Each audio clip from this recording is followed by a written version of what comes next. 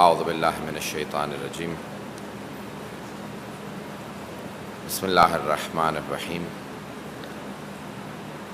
الحمد للہ رب العالمین والعاقبۃ لأہل التقوی والیقین والصلاة والسلام علی اشرف الانبیاء والمرسلین خاتم النبیین بالقاسم محمد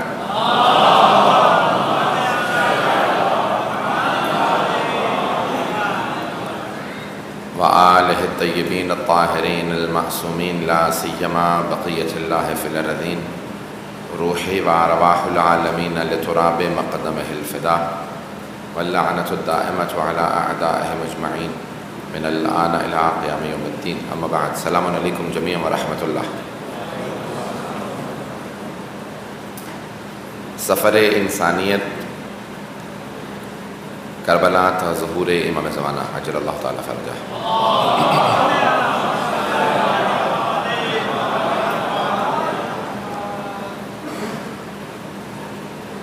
لفظ سفر جب استعمال ہوتا ہے تو ایک ابتدائے غایت ہوتی ہے اور ایک انتہائی غایت ہوتی ہے۔ سفر میں ایک سٹارٹنگ پوائنٹ ہوتا ہے اور ایک اینڈنگ پوائنٹ ہوتا ہے۔ موجودہ سیمینار کی ابتدا کربلا سے اور اس کی انتہا ظہور صاحب الزمان پہ۔ سفر مختلف طرح کے ہو سکتے ہیں۔ ایک تاریخ کا سفر ہے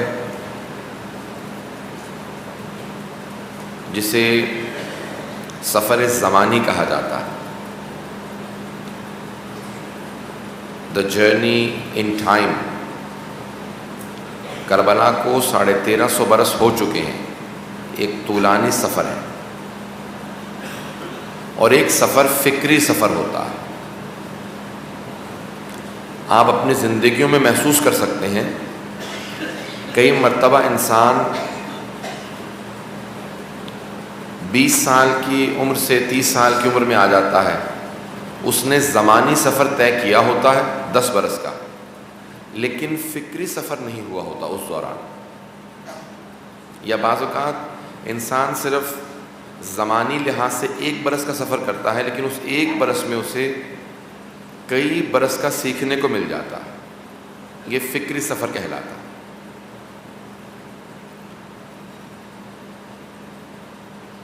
سیر اور سفر، سیر کرنا اور سفر کرنا دو مختلف مفہوم ہیں۔ سیر جگہ کی ہوتی ہے، سفر وقت کا ہوتا ہے۔ انسان کی زندگی میں دونوں چیزیں بہت اہم ہیں۔ اللہ نے کہا ہے سیرو فی الارض، زمین کی سیر کرو۔ کچھ نے کہا یعنی اس کا مفہوم یہ ہے کہ انسان سیاحت کرے، زمین کو دیکھے۔ کچھ نے یہ کہا کہ نہیں، دوسروں سے سبق سیکھنے کے لیے انسان کو زمین کی سیر ضروری ہے۔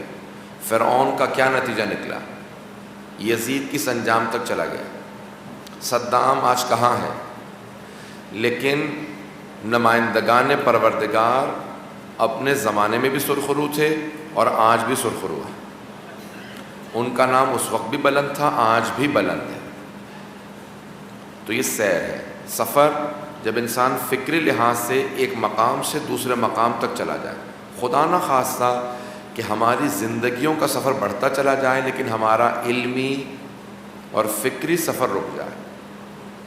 اور دیکھیں سیمینار کا موضوع ہے، تھوڑا سا میں اس پہ پیچیدہ گفتگو کر رہا ہوں، لیکن میں آرام سے بات کر رہا ہوں تاکہ اگر بچے یا نوجوان بھی موجود ہو تو وہ فالو کر سکے، ساتھ چل سکے۔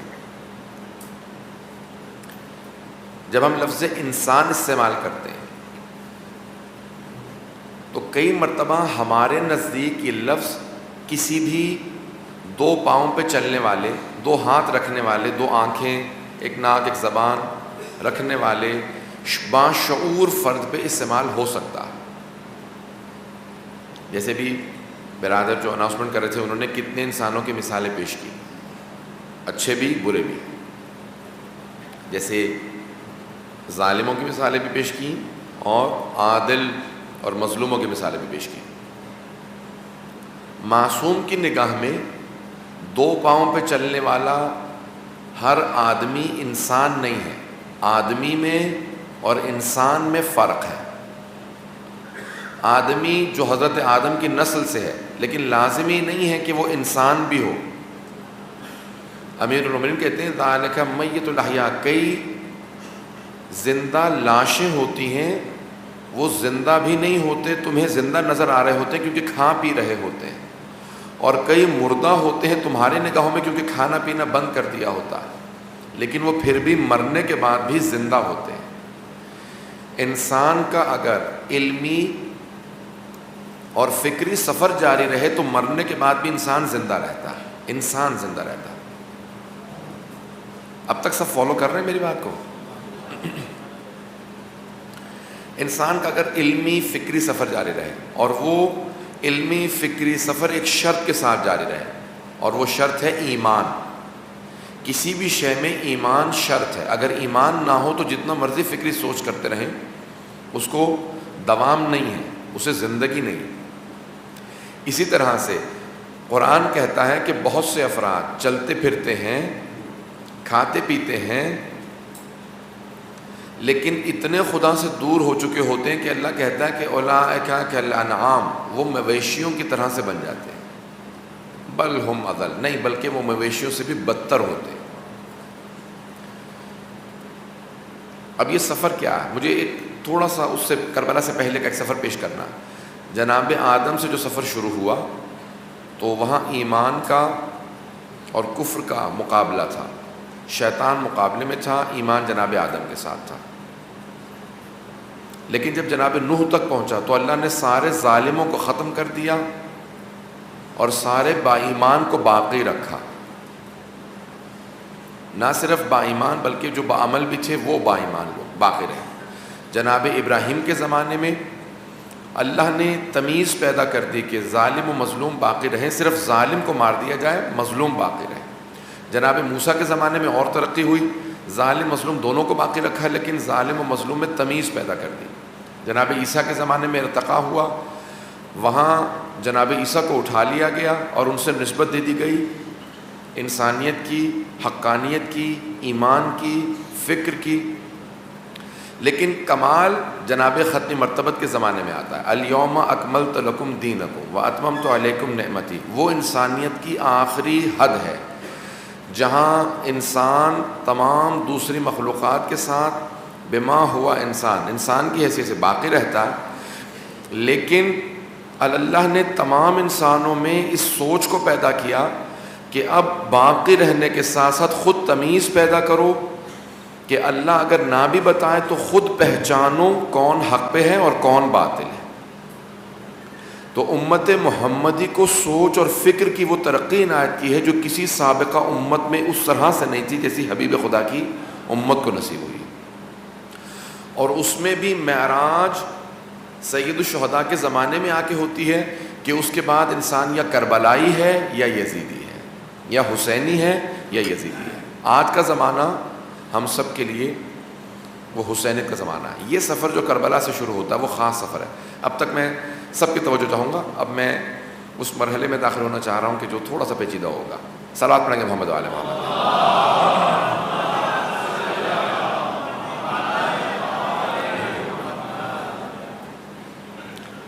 سفر ہمارا کربلا سے شروع ہوتا ہے، اور کربلا کے بعد واضح طور پہ دنیا صرف دو حصوں میں تقسیم ہو گئی ہے،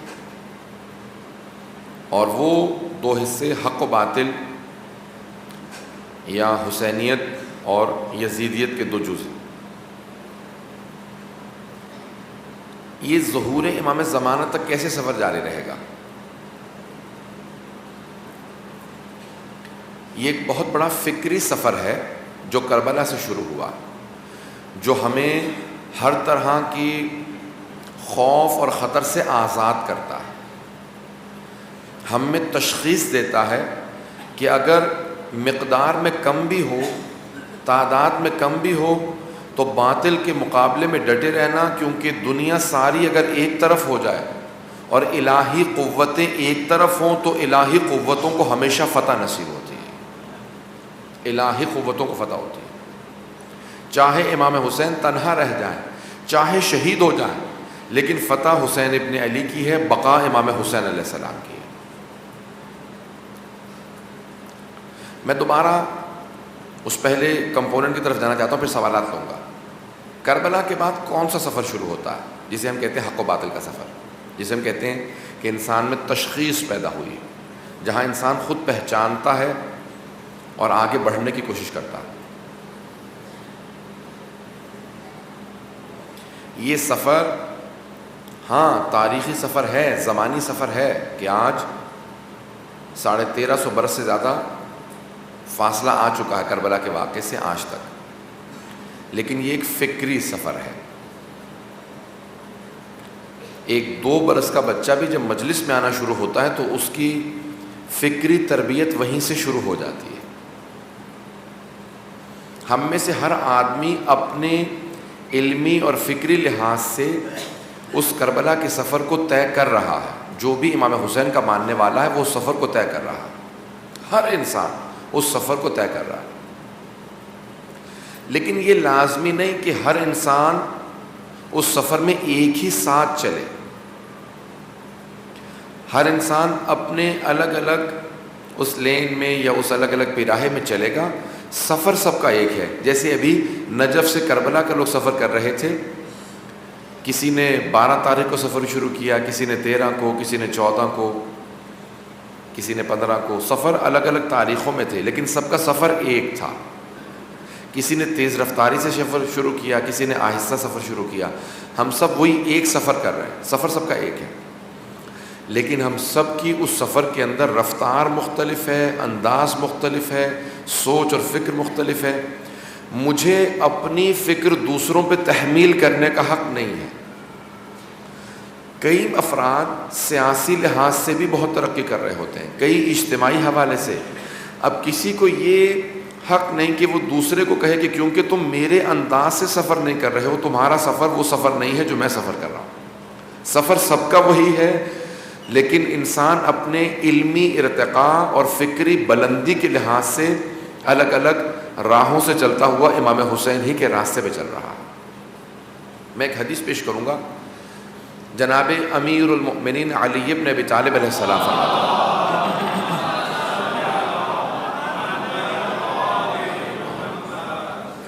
فرماتے ہیں کہ اللہ تک پہنچنے کے راستے اتنے ہی ہیں جتنے سانس لینے والے انسان ہیں۔ ہر سانس لینے والا فرد اگر اللہ تک پہنچنا چاہے تو ہر سانس لینے والا اللہ تک پہنچ جاتا ہے۔ امام حسین کے راستے پہ چلنے والے اتنے ہی افراد ہیں جتنے فرش عزا پہ موجود ہوتے ہیں۔ ہر فرش عزا پہ آنے والا، چاہے وہ شیعہ ہو چاہے شیعہ نہ ہو، وہ امام حسین کے راستے پہ چل رہا ہے۔ حتیٰ اگر کوئی عیسائی یا ہندو بھی آ جاتا ہے تو وہ امام حسین کے راستے پہ چل رہا ہے۔ اب وہ کہاں تک پہنچ پاتا ہے، امام حسین اس کو کس طرح سے اپنی طرف لے کے آتے ہیں، یہ اس کی اپنی لیاقت بھی ہے اور امام حسین کی عظمت بھی ہے۔ لیکن وہ سفر سب کا جاری ہے۔ کسی کو حقیر نہ سمجھیں اس فرش عزا پہ، کسی کو اپنے سے کمتر نہ سمجھیں۔ کئی مرتبہ ان افراد کا سفر ہم سے زیادہ اچھا ہوتا ہے۔ امام زمانہ عجل اللہ تعالی فرجہ ہے،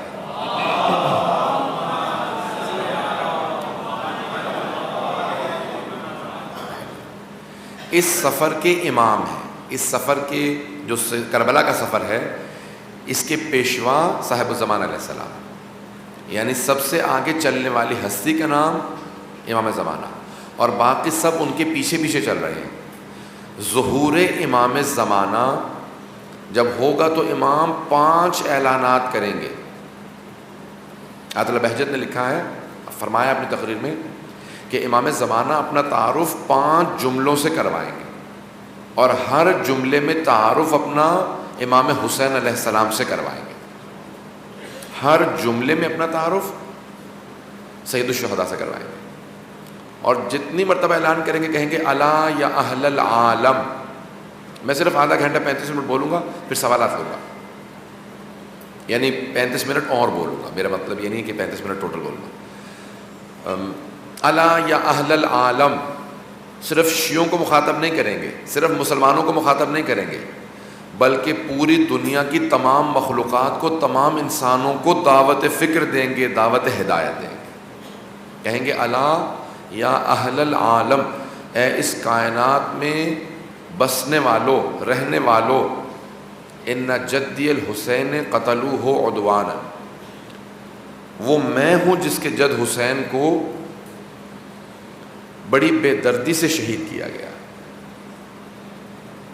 کربلا کا سفر امام زمانہ تک اس لیے طے کرنا ضروری ہے کہ دنیا کا کوئی ایسا فرد نہیں ہوگا جو امام حسین کو جانتا نہ ہو۔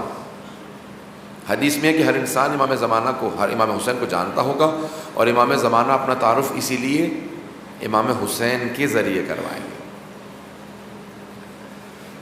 اس سفر میں سب سے پہلی چیز یہ ضروری ہے کہ انسان کبھی بھی ظلم نہ کرے، ظالم نہ بنے۔ سفر کربلا کی بنیادی شرط ہے ظلم سے دوری، ظالم سے اجتناب۔ اب میں وہ تمام شرائط پیش کروں گا جو سفر کربلا میں ضروری ہے۔ پہلی شرط ظلم سے دوری۔ وہ آدمی سفر طے ہی نہیں کر سکتا، وہ راستے ہی میں گر جائے گا جو ظالم ہو۔ امام حسین کے راستے پہ چلنے والا ظلم سے بہت دور ہوگا، یا خود مظلوم ہوگا یا اس قوم سے ہوگا جو مظلوم قوم ہے۔ ظالم اس سفر میں نہیں چل سکتا۔ ظلم کی اقسام ہیں، میں جلدی صرف 3 اقسام پیش کروں گا ظلم کی، اور ان 3 اقسام میں پھر آگے بہت اقسام ہیں۔ پہلی ہے، جو پہلا ظلم ہے وہ ہے عقیدے کا ظلم۔ عقیدے کا ظلم، قرآن میں آیت ہے کہ حضرت لقمان اپنے بیٹے سے کہتے ہیں یا بنی لا تشرک باللہ ان الشرک لظلم عظیم، بیٹا شرک مت کرنا، شرک کرنا اللہ پہ ظلم ہے، شرک کرنا اللہ پہ ظلم ہے، کیونکہ وہ خالق جس کا کوئی بھی شریک نہیں ہے تم اس کا شریک بنا رہے ہو۔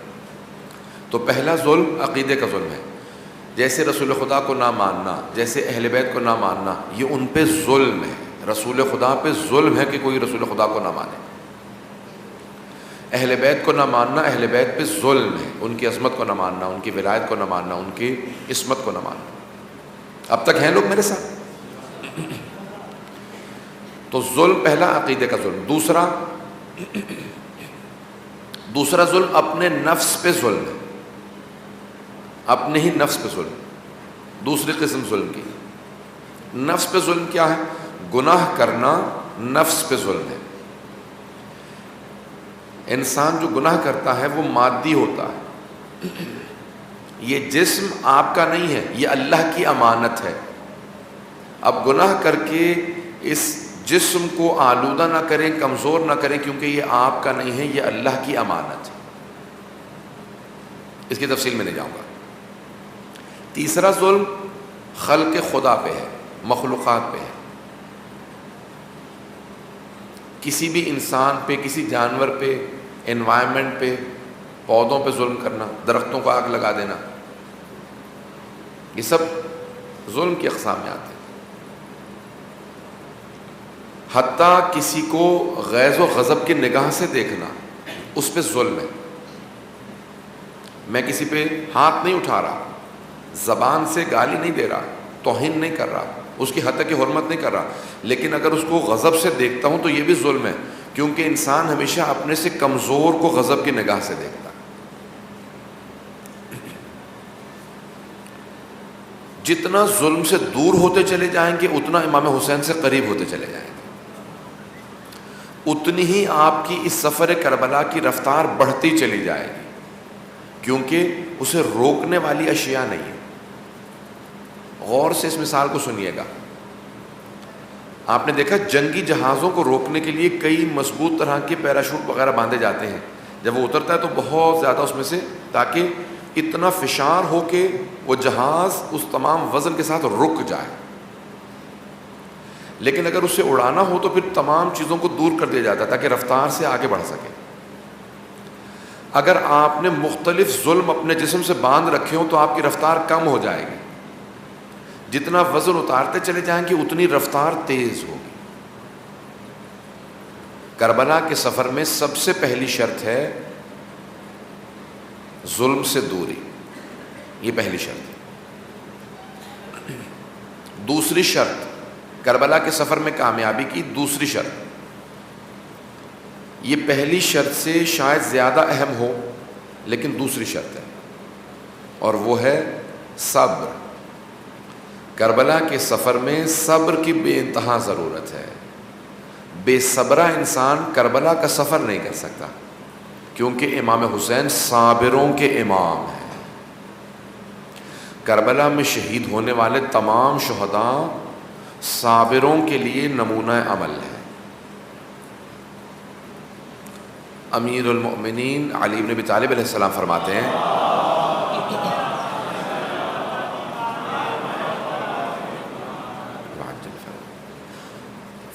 کہ الصبر من الایمان کالرأس من الجسد، صبر کو ایمان سے وہ نسبت ہے جو سر کو جسم سے نسبت ہے۔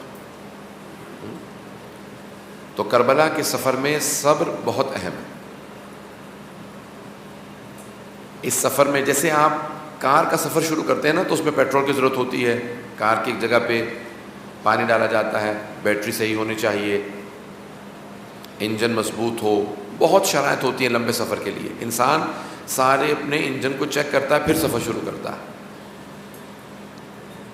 ہم جب پیدا ہوئے ہمارے ماں باپ نے ہمیں فرش عزا پہ لا کے بٹھا دیا، ہمارا سفر کربلا شروع ہو گیا۔ کئی مرتبہ انسان سفر شروع کر دیتا ہے، راستے میں اندازہ ہوتا ہے کہ کار میں پیٹرول نہیں تھا، مجھے پانی ڈالنے کی ضرورت ہے۔ جہاں انسان کو اندازہ ہو جائے وہیں پہ کار کی اصلاح کر لے۔ میرا آپ کا سفر شروع ہے، جہاں جہاں ہمیں اپنی غلطیاں پتہ چلیں ہم وہاں وہاں اصلاح کرتے رہیں تاکہ ہمارا سفر رکنے نہ پائے، یہ سفر جاری رہے۔ جہاں پہ اندازہ ہو کہ نہیں میں ظلم کر رہا ہوں، ظلم کو چھوڑ دیں۔ جہاں پہ دیکھیں میرے ہاں صبر کی کمی ہے، صبر کو مضبوطی سے اس کا دامن تھام۔ صبر بہت اہم ہے، اب اس کی تفصیل میں نہیں جاؤں گا، مجھے کچھ نتائج دینے آخر میں۔ تیسری شرط سفر کربلا کی، جس کو اپنی زندگیوں کے اندر بہت زیادہ اپنانا ضروری ہے، وہ ہے ہمیشہ علمی ترقی انسان میں ہوتی رہے۔ کبھی اپنے آپ سے راضی اور خوش نہ ہو کے بیٹھ جائے میں بہت قابل ہو گیا، میں نے بہت پڑھ لیا۔ جو آدمی یہ سوچنے لگے کہ میں بہت قابل ہوں، اس کا سفر رک جاتا ہے، وہ جمود کا شکار ہو جاتا ہے۔ یہ سفر جاری تب رہتا ہے جب انسان مسلسل اپنے علم کی آبیاری کرتا رہے، اپنے علم میں اضافہ کرتا رہے۔ اور ہمارے پاس سب سے بڑا میڈیم موجود ہے، وہ ہے منبر حسین ابن علی علیہ السلام، جو ہماری اس ترقی کے سفر میں بے انتہا معاونت کرتا ہے، مدد کرتا ہے، کہ حتیٰ ہمارے بچے جو تحقیق نہیں کر سکتے وہ بے انتہا بڑے بڑے محققین کی تحقیق کو سننے کے بعد اس سفر کو بہت تیزی سے طے کرتے ہیں۔ تو اس سفر میں علم بہت ضروری ہے۔ چوتھی جو چیز بہت ضروری ہے وہ ہے عمل۔ کربلا بے عملی سے انسان طے نہیں کر سکتا، اس سفر کے اندر عمل بہت ضروری ہے۔ بے عمل انسان کربلا کے سفر کو طے نہیں کر پائے گا، باعمل بننا بہت ضروری ہوگا۔ سورہ عصر سب کے ذہنوں میں رہے، بسم اللہ الرحمن الرحیم، والعصر ان الانسان لفی خسر۔ اللہ کہتا ہے سارے انسان خسارے میں ہیں، اور آپ نے اپنے سیمینار کا عنوان رکھا ہے سفر انسانیت۔ اللہ کہہ رہا ہے سارے انسان خسارے میں ہیں سوائے 4 گروہوں کے، الا الذین آمنوا وعملوا الصالحات، جو ایمان لائے وہ، دوسرا کون؟ جو عمل صالح بجا لاتے رہے۔ تو یہ 4 گروہ نہیں ہیں، ایک ہی گروہ کی 4 صفات بیان کی ہیں کہ انسانوں میں وہ کامیاب ہے جن میں یہ 4 صفات ہو۔ پہلے ایمان، دوسرا عمل صالح، وتواصوا بالحق وتواصوا بالصبر، جو حق کی وصیت کرتے ہوں ایک دوسرے کو، یعنی وہی ایمان کی وصیت کرتے ہوں، وتواصوا بالصبر، اور صبر کی وصیت کرتے ہوں یعنی عمل صالح کی وصیت کرتے ہوں۔ یہ آپ کو چاروں چیزیں اگر ایک جگہ دیکھنی ہو تو کربلا میں نظر آئیں گی۔ امام حسین کے سارے ساتھی ایمان رکھتے تھے، عمل صالح بجا لا رہے تھے، ایک دوسرے کو حق کی وصیت کر رہے تھے، ایک دوسرے کو صبر کی وصیت کر رہے تھے۔ سفر کربلا میں سورہ عصر بہت ضروری ہے. اسی لیے آج تک علماء فیصلہ ہی نہیں کر سکے یہ اللہ نے کون سی عصر کی قسم کھائی ہے.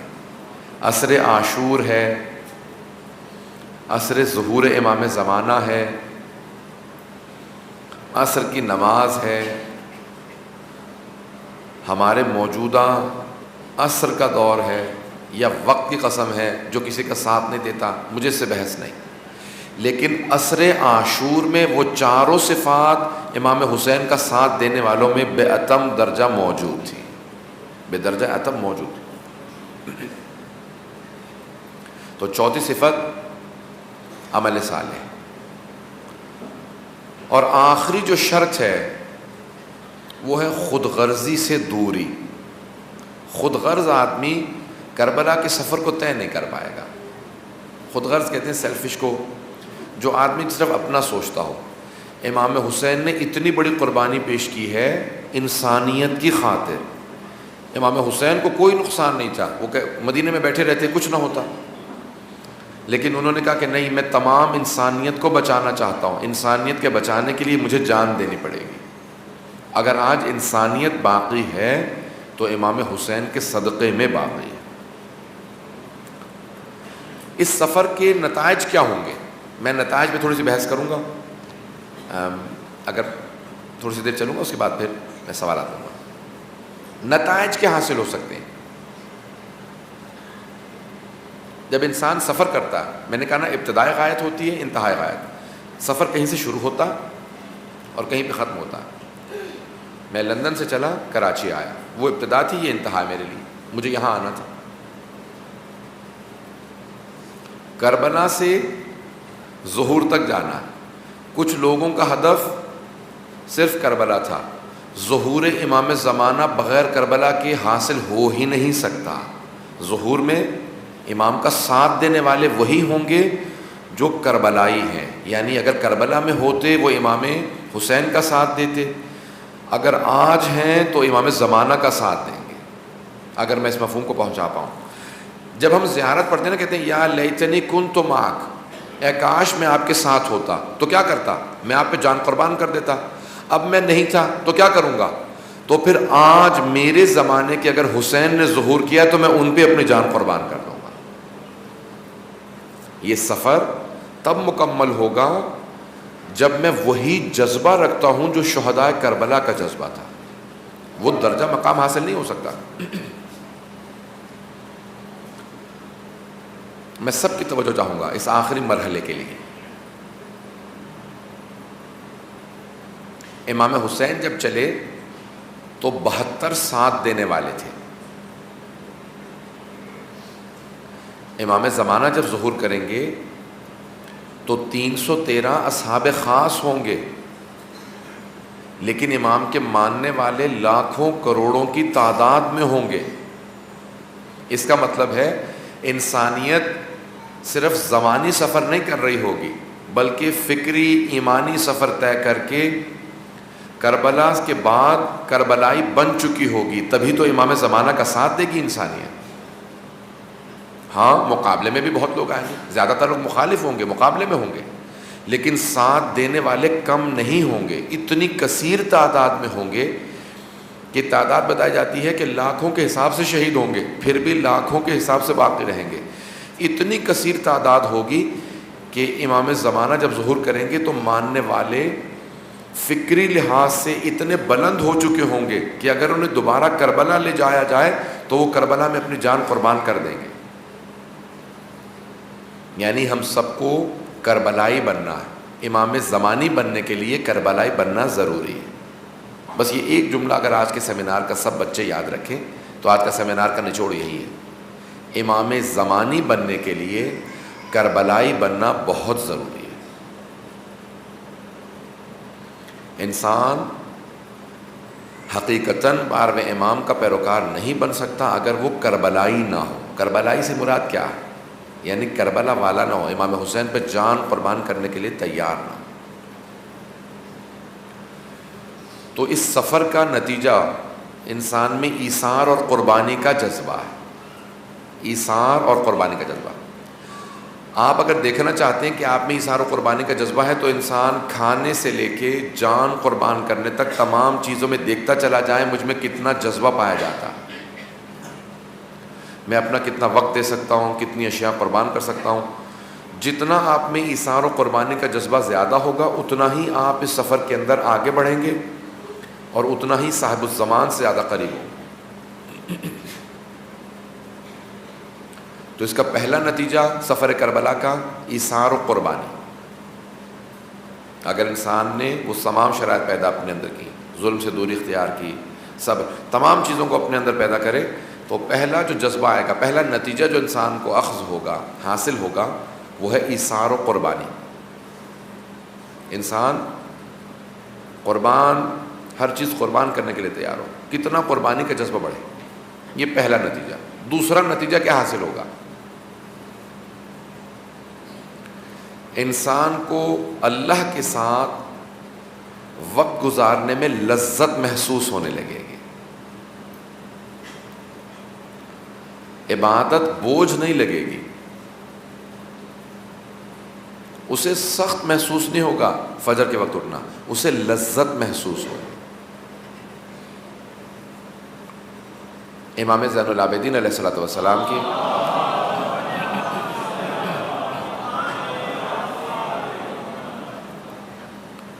جو مناجات ہے نا، مناجات 15 15 مناجات ہیں، ہمارے پاس افضل ترین جو مناجات ہیں وہ چوتھے امام کی 15 مناجات ہیں، صحیفہ سجادیہ میں بھی ہیں، مفاتی میں بھی ہیں، مناجات 15 افضل ترین ہمارے علماء کہتے ہیں جو ہمارے پاس مناجات ہیں وہ چوتھے امام کی یہ 15 مناجات ہیں۔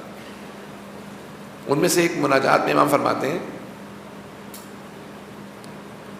کہ پروردگارا، تیرے وہ بندے جو تیری عبادت میں لذت محسوس کرتے ہیں، جس سے انسان کو محبت ہو، ماں باپ سے محبت ہوتی ہے، اولاد سے محبت ہوتی ہے، بیوی بچوں سے محبت ہوتی ہے، بہن بھائیوں سے، تو انسان چاہتا ہے جتنا میرا ان کے ساتھ زیادہ وقت گزرے اتنی ہی لذت محسوس کرتا ہے۔ ان سب اشیاء سے زیادہ آپ کو خالق کے ساتھ وقت گزارنے میں لذت محسوس ہونی چاہیے۔ کربلا کا جو سفر طے کر رہا ہوگا اس کا ایک نتیجہ عبادتوں میں لذت محسوس کرنا ہے، عبادت میں لذت۔ تیسرا نتیجہ، پہلا اثار و قربانی، دوسرا عبادت میں لذت، انسان کو لطف آنے لگتا ہے، عبادت میں طبیعت بوجھل محسوس نہیں ہوتی بلکہ لطف آئے گا۔ جب تک آپ کو لذت محسوس نہ ہو عبادت بڑھاتے چلے جائیں۔ تیسرا نتیجہ کیا ہے انسان کو؟ اگر انسان کربلا کے سفر کو طے کرنا شروع کرے تو وہ دوسروں کے درد کو محسوس ضرور کرے گا۔ جسے اپنا درد محسوس ہو سمجھ لو یہ بھی زندہ ہے، مرا نہیں ہے۔ مردے کو درد محسوس نہیں ہوتا، زندہ کو درد محسوس ہوتا ہے۔ زندگی کی علامت ہے اپنا درد محسوس ہونا، لیکن انسانیت کی علامت ہے دوسروں کا درد محسوس ہونا۔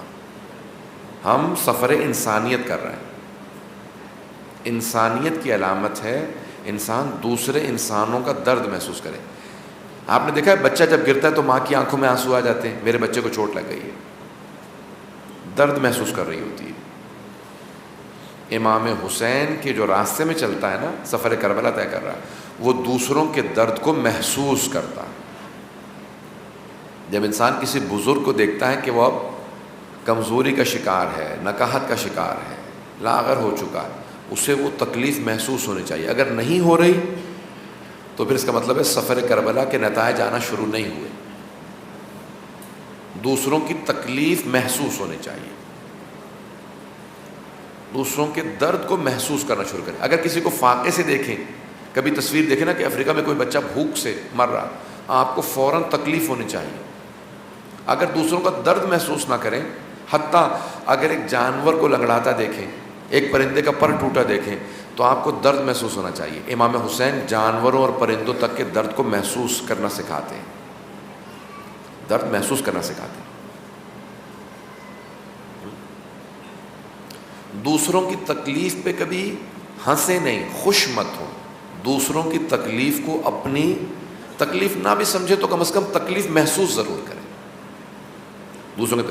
یہ کربلا کے سفر کا نتیجہ، میں تلخ و سخت باتیں کہہ رہا ہوں لیکن جو نتائج، جن نتائج پہ پہنچا ہوں وہ آپ کے سامنے پیش کر رہا ہوں. جو بھی کربلائی ہوگا وہ دوسروں کی تکلیف کو ضرور محسوس کرے گا. جو دوسروں کی تکلیف کو محسوس کرے گا تو کیا وہ اپنوں کی تکلیف کو محسوس نہیں کرے گا؟ ماں باپ کی تکلیف کو محسوس نہیں کرے گا؟ اپنے بزرگوں کی تکلیف کو محسوس نہیں کرے گا؟ میں نے 5 آپ کے سامنے شرائط پیش کی ہیں، 5 نتائج پیش کروں گا. 3 نتیجے پیش کر چکا ہوں، 2 اور نتیجے سن لیجیے. جب آپ سفر کربلا میں ہیں، امام حسین کے راستے پہ چل رہے ہیں، تو انسان میں دوسروں کو ہدایت دینے کا جذبہ ضرور حاصل ہوگا. دوسروں کو ہدایت دینے کا جذبہ. صرف میں جنت میں نہ چلا جاؤں، خود غرض نہ بنوں، جتنے افراد کو ساتھ لے جا سکوں لے جاؤں.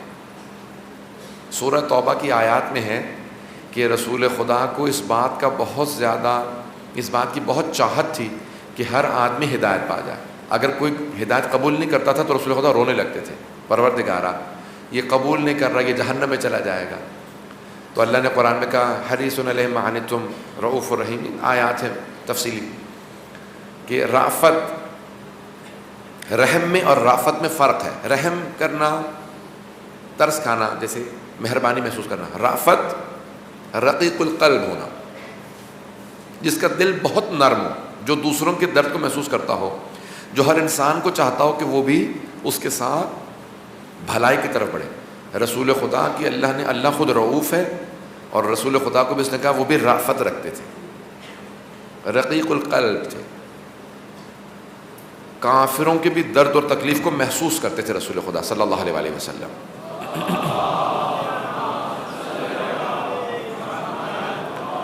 بس 5 منٹ اور، پھر آپ سوالات کر سکتے ہیں. رسول خدا رافت. ہر انسان جو کربلا کے سفر میں، وہ چاہے گا اور لوگ سفر میں شریک ہوں، میرے ساتھ ساتھ ہدایت یافتہ بنیں، لوگ آگے بڑھیں. لیکن لوگوں پہ مسلط مت ہو، زبردستی بات کو منوانے کی کوشش مت کریں. کبھی بھی زبردستی کرنے سے کوئی انسان راہ ہدایت پہ نہیں آتا. وما علینا الا البلاغ. اللہ نے قرآن میں ذکر کیا ہے کہ سارے انبیاء کہتے تھے ہمارے اوپر واجب صرف یہ ہے کہ ہم اللہ کا پیغام پہنچا دیں، منوانا ہمارا کام نہیں، صرف پہنچانا ہمارا کام. تو چوتھا نتیجہ یہ ہوگا سفر کربلا کا کہ انسان میں دوسروں کو بھی امام حسین کا پیروکار بنانے کا اس میں جذبہ ہوگا، شوق ہوگا، محبت ہوگی، اور بھی حسینی بنے. یہ نہ کبھی سوچیں اچھا ہے یہ لوگ جہنم میں چلے جائیں، نہیں، پروردگار انہیں بھی ہدایت دے. جو قابل ہدایت نہیں ہے وہ اور ہے، لیکن جو قابل ہدایت ہیں ان کے لیے درد ہونا چاہیے. جو ظالم ہیں جیسے داعش ہیں یا اور، وہ اور ہے.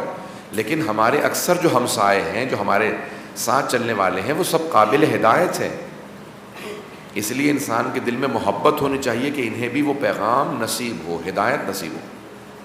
5واں اور آخری نتیجہ سوچ سکتے ہیں، آپ خود بھی سوچئے کہ کیا کیا نتائج ہو سکتے ہیں کربلائی بننے کے. امام حسین کا اگر کوئی سفر طے کر رہا ہو، 5واں نتیجہ یہ ہوگا کہ اس میں استقامت ہوگی، ہار نہیں مانے گا.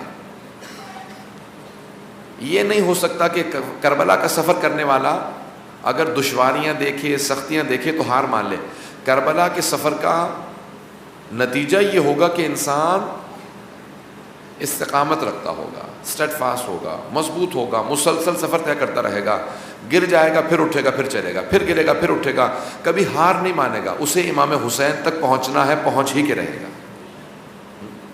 کربلا کا نتیجہ یہ ہے، انسان ہار نہیں مانتا.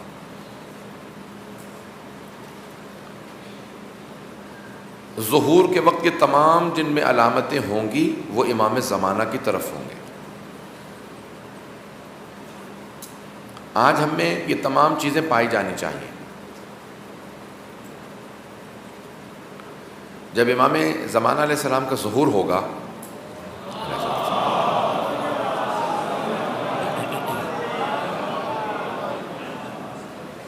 اب یہ خود ایک موضوع ہے جس میں کافی وقت چاہیے، میں صرف جلدی جلدی اشارہ کروں گا۔ اس وقت دنیا میں ظلم و جور بہت بڑھ چکا ہوگا، حدیث رسول خدا ہے۔ جب ظلم بڑھے گا تو اس کا مطلب ہے مظلوم بھی بہت زیادہ ہوں گے۔ امام فرماتے ہیں کن مظلومن ولا تکن ظالما، اگر کبھی اختیار ہونا ظالم بننے اور مظلوم بننے میں تو مظلوم پھر بھی بن جانا، ظالم کبھی نہ بننا، ظالم کبھی نہ بننا۔ تو آج کے اس دور میں ظالموں سے دوری اختیار کرنا بہت ضروری ہے، مظلوموں کا ساتھ دینا۔ جب ظہور ہوگا، ایک طرف ظلم و جور بڑھ رہا ہوگا، دوسری طرف کیا ہوگا؟ قتل و غارت بہت زیادہ بڑھ جائے گا، یہاں تک کہ اتنی بڑی بڑی جنگیں ہوں گی اور بیماریاں پھیلیں گی کہ 2/3 انسان ختم ہو جائیں گے ظہور سے پہلے، 2/3۔ حدیث رسول خدا ہے کہ دنیا کی آبادی 7 عدد تک پہنچ جائے گی، ہر 7 میں سے 5 لوگ مر جائیں گے، پھر میرا بیٹا ظہور کرے گا۔ یعنی اگر دنیا کی آبادی 7 ارب ہے جو اب ہو گئی ہے تو 5 ارب لوگ مارے جائیں گے، 2-2.5 ارب لوگ باقی رہیں گے، یعنی 70% لوگ ختم ہو جائیں گے۔ 35% لوگ 33% لوگ مارے جائیں گے جنگوں میں اور باقی بیماریوں میں، اس کے بعد بیماریاں بہت پھیلیں گی۔ ابھی آپ نے امریکہ کا حال دیکھ لیا، جس کو دنیا کا سب سے مہذب معاشرہ کہا جاتا ہے، وہ سب سے غیر مہذب آدمی کو اپنا صدر بنانے میں کامیاب ہو جاتے ہیں۔ یہ انسان کی ترقی کا سفر نہیں ہے، یہ زوال کی طرف انسان کا سفر ہے۔ جو آدمی 21ویں صدی میں تعصب کی بات کرے، قتل کی بات کرے، میں مار دوں گا، میں نکال دوں گا، میں پابندیاں لگا دوں گا، ایسا آدمی جیت جائے کہاں؟ افریقہ کے جنگل میں نہیں، دنیا کے سب سے طاقتور ملک میں، دنیا کے سب سے ان کے اپنے دعوے کے حساب سے مہذب ملک میں ایسا آدمی جیت کے سامنے آ جائے اور لوگ اس کے ساتھ کھڑے ہو جائیں کہ ہم اس کا ساتھ دیں گے۔ یہ سفر دجالی سفر ہے، ایسے لوگ دجال کے منتظر ہیں جو ظلم بڑھا رہے ہیں۔ سفر کربلا امام مہدی تک پہنچاتا ہے جہاں تعصب نہیں ہوتا، تعصب سے پاک، نہ رنگ، نہ نسل، نہ زبان، کوئی تعصب نہ ہو۔ میں نے وعدہ کیا تھا کہ میں کوشش کروں گا ودن ٹائم ختم کروں تاکہ آپ لوگ زیادہ سے زیادہ سوالات کر سکیں۔ مجھ سے کہا گیا تھا کہ کوشش کریں 40-45 منٹ ضرور دیں تاکہ لوگ سوال کر سکیں۔ میں اس موضوع پہ بہت بول سکتا ہوں، اور لیکن چاہوں گا کہ میں اپنے مطالب پیش نہ کروں بلکہ سنوں کہ آپ لوگوں نے میرے اس میں سے کیا عرض کیا، کیا آپ پوچھنا چاہتے ہیں، میں آپ لوگوں کے سوالات کے جوابات پیش کروں گا۔ بر محمد و آل محمد صلوات۔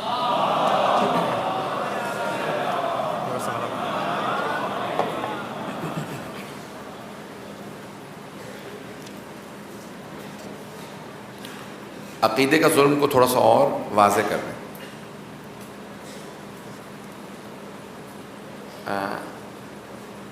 دیکھیں، عقائد میں ہم بہت سے بعض اوقات ظلم کر جاتے ہیں، ہمیں خود بھی احساس نہیں ہو رہا ہوتا۔ شرک کرنا اپنی جگہ پہ شرک کی اقسام ہے، جیسے ریاکاری بھی شرک کی اقسام میں سے ہے، یعنی اللہ کے علاوہ کسی اور کو خوش کرنے کی کوشش کرنا، اپنے نفس کو خوش کرنا، اللہ کو خوش نہ کرنا، یہ عقیدے کا ظلم ہے۔ کوئی ایسا کام جس میں رضایت پروردگار مد نظر نہ ہو، لوگوں کو یا اپنے نفس کو خوش کرنے کے لیے انسان کام انجام دے۔ لوگوں سے مراد یعنی جن کو انسان خوش کر کے کچھ حاصل کر سکتا ہو، مفاد کی خاطر، اپنے ذاتی مفاد کی خاطر، اس کو عقیدے کا ظلم کہا جاتا ہے۔ میں اس میں زیادہ تفصیل میں نہیں جانا چاہتا۔ جب کوئی عقیدے میں ظلم کر رہا ہے تو ہماری کیا ذمہ داری بنتی ہے؟ عقیدے میں اگر کوئی ظلم کرے، 2 طرح کے ہیں، ایک آدمی شخصی طور پہ غلط عقیدہ رکھتا ہے اور ایک اجتماعی طور پہ غلط عقیدہ پھیلا رہا ہے۔ شخصی جو ذاتی ظلم ہے وہ اتنا مضر نہیں ہے، زیادہ نقصان وہ جو آدمی غلط عقیدہ پھیلا رہا ہے وہ کرتا ہے۔ ایسے افراد کی سے اجتناب کریں اور ان کی یا نہ ان کو دعوت دیں اور نہ ہی ان کے دعوتوں میں شرکت کریں کہ جو غلط عقیدہ پھیلائیں۔ کیا سیاحت سے فکری سفر بھی طے ہو سکتا ہے؟ سیاحت جیسے مکے جانا، مدینے جانا، حدیث نبوی ہے کہ میرے ماننے والے نوجوان مسلمان لوگوں سے کہنا کہ اگر سیاحت کرنا چاہیں، ٹورزم کرنا چاہیں تو مقدس مقامات کی ٹورزم کریں، سیاحت بھی کریں تو مقدس مقامات۔ اس سیاحت کا ثواب بھی ملے گا، معنوی سفر بھی ہوگا، اور انسان معلومات میں اضافہ بھی کرے گا، اور اس کی برکات بھی زندگی پہ بہت زیادہ ہوں گی۔ لیکن سیر و تفریح سے منع نہیں کیا، پہاڑوں پہ جانا، سیاحت کرنا جس میں حرام مبتلا انسان نہ ہوتا ہو، ایسی تمام سیاحت کرنا مستحب ہے، جائز ہے اور اس کا ثواب ہے، لیکن نیت یہ ہو کہ میں سیکھنے کی غرض سے سفر کر رہا ہوں۔ انسان اور آدمی میں کیا فرق ہے؟ کیا انسان کا فکری سفر مرنے کے بعد چلتا رہتا ہے؟ دیکھیں، آدمی جو جناب آدم کی نسل سے ہے، جیسے صدام آدمی تھا، انسان نہیں تھا، جانوروں سے بدتر تھا۔ اب ظاہری لحاظ سے انسان نظر آ رہا ہے، انسان نہیں ہے، آدمی ہے۔ انسان جس میں انسانیت پائی جاتی ہو، آدمی جو 2 پاؤں رکھتا ہو، 2 آنکھیں، 2 ہاتھ، جو ہم جیسا لگے، وہ آدمی ہے، یعنی حضرت آدم کی نسل سے ہے۔ لیکن اس میں انسانیت اگر نہ پائی جاتی ہو تو صرف آدمی ہے، انسان نہیں ہے۔ انسان اشرف المخلوقات ہے۔ جو جانوروں سے بدتر ہو جاتا ہے وہ دیکھنے میں انسان نظر آ رہا ہوتا ہے، اس کی روحانی شکل جانوروں جیسی ہوتی ہے۔ روحانی اس کی جو روح کی شکل ہوتی ہے وہ اصول کافی کی روایت سب کے ذہنوں میں ہوگی کہ جب چھٹے امام سے کسی نے کہا کہ مولا کمل، ہاں آپ کے جد کے کتنے ماننے والے ہو گئے؟ تو آپ نے کہا تم نے کیسے اندازہ لگایا میرے جد کے ماننے والے زیادہ ہیں؟ کہا مولا اتنے حاجی حج پہ تھے امام صادق علیہ السلام، تو اس نے کہا حاجی زیادہ ہیں اس لیے آپ کے جد کے ماننے والے زیادہ ہیں۔ تو امام نے کہا میری 2 انگلیوں کے درمیان میں دیکھو۔ اس نے دیکھنا شروع کیا تو کہا اس میں تو جانور زیادہ، انسان بہت کم ہے۔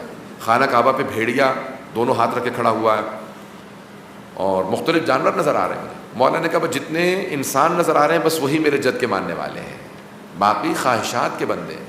جیسا گناہ کرتا ہے انسان ویسی اس کی شکل ہو جاتی ہے، دیکھنے میں وہ پھر بھی انسان نظر آ رہا ہوتا ہے لیکن وہ انسان نہیں ہوتا، وہ آدمی ہوتا ہے۔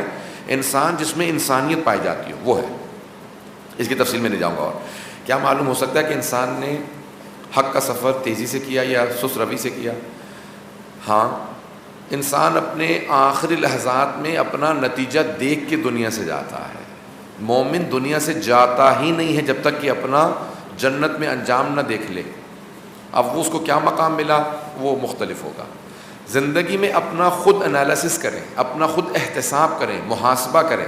اگر آپ صحیح محاسبہ کریں گے، دھوکہ نہ دیں اپنے آپ کو، میں بہت نیک ہوں جبکہ جانتے میں گنہگار ہوں، میں بہت پاکیزہ ہوں، میں تو بہت پہنچا ہوا ہوں۔ جب انسان جانتا ہو کہ ایسا نہیں ہے تو دھوکہ مت دیں، صحیح محاسبہ کریں۔ اپنے نفس کا احتساب بالکل جینوئن ہونا چاہیے، صحیح ہونا چاہیے، اپنے آپ کو دھوکہ نہ دیں۔ اگر احتساب صحیح کریں گے تو آپ کو خود پتہ چل جائے گا کہ آپ کا سفر تیز ہے یا سست رفتاری سے۔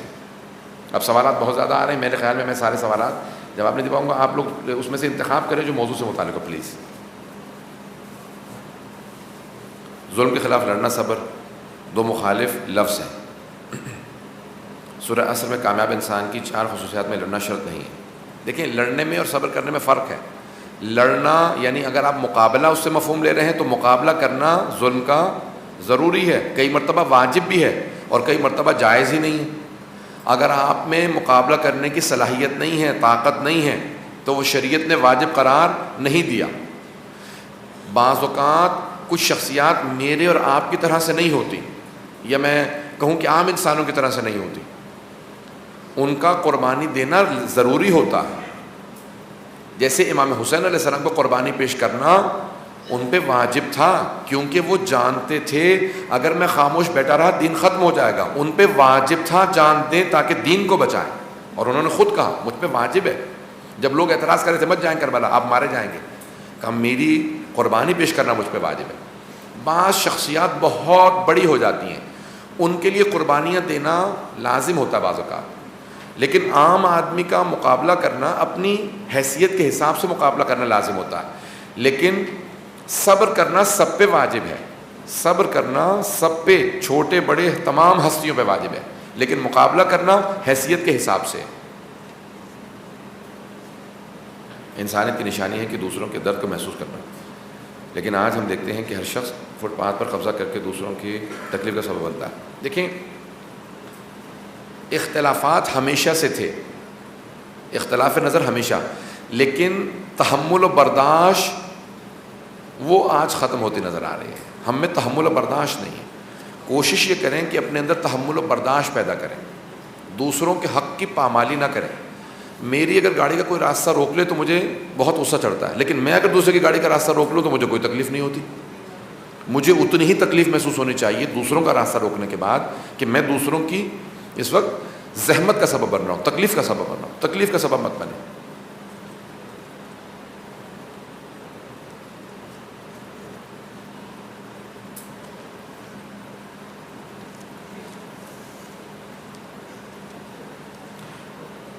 کربلا میں امام کی ذات موجود تھی اور آج ہم سفید اور سیاہ کے ذریعے امام کے وجود کے معتقد ہیں، تو ہم اصحاب اہل بیت سے جیسے کیسے ہو سکتے ہیں؟ شہداء کربلا جیسے بن سکتے ہیں؟ بظاہر ممکن نہیں۔ اور جب امام ظہور کریں گے اس وقت ہم مثل حور ان کے لشکر میں شامل ہو جائیں گے۔ اس سوچ کے بارے میں کچھ فرما دیجیے۔ دیکھیں، معصوم کوئی نہیں بن سکتا۔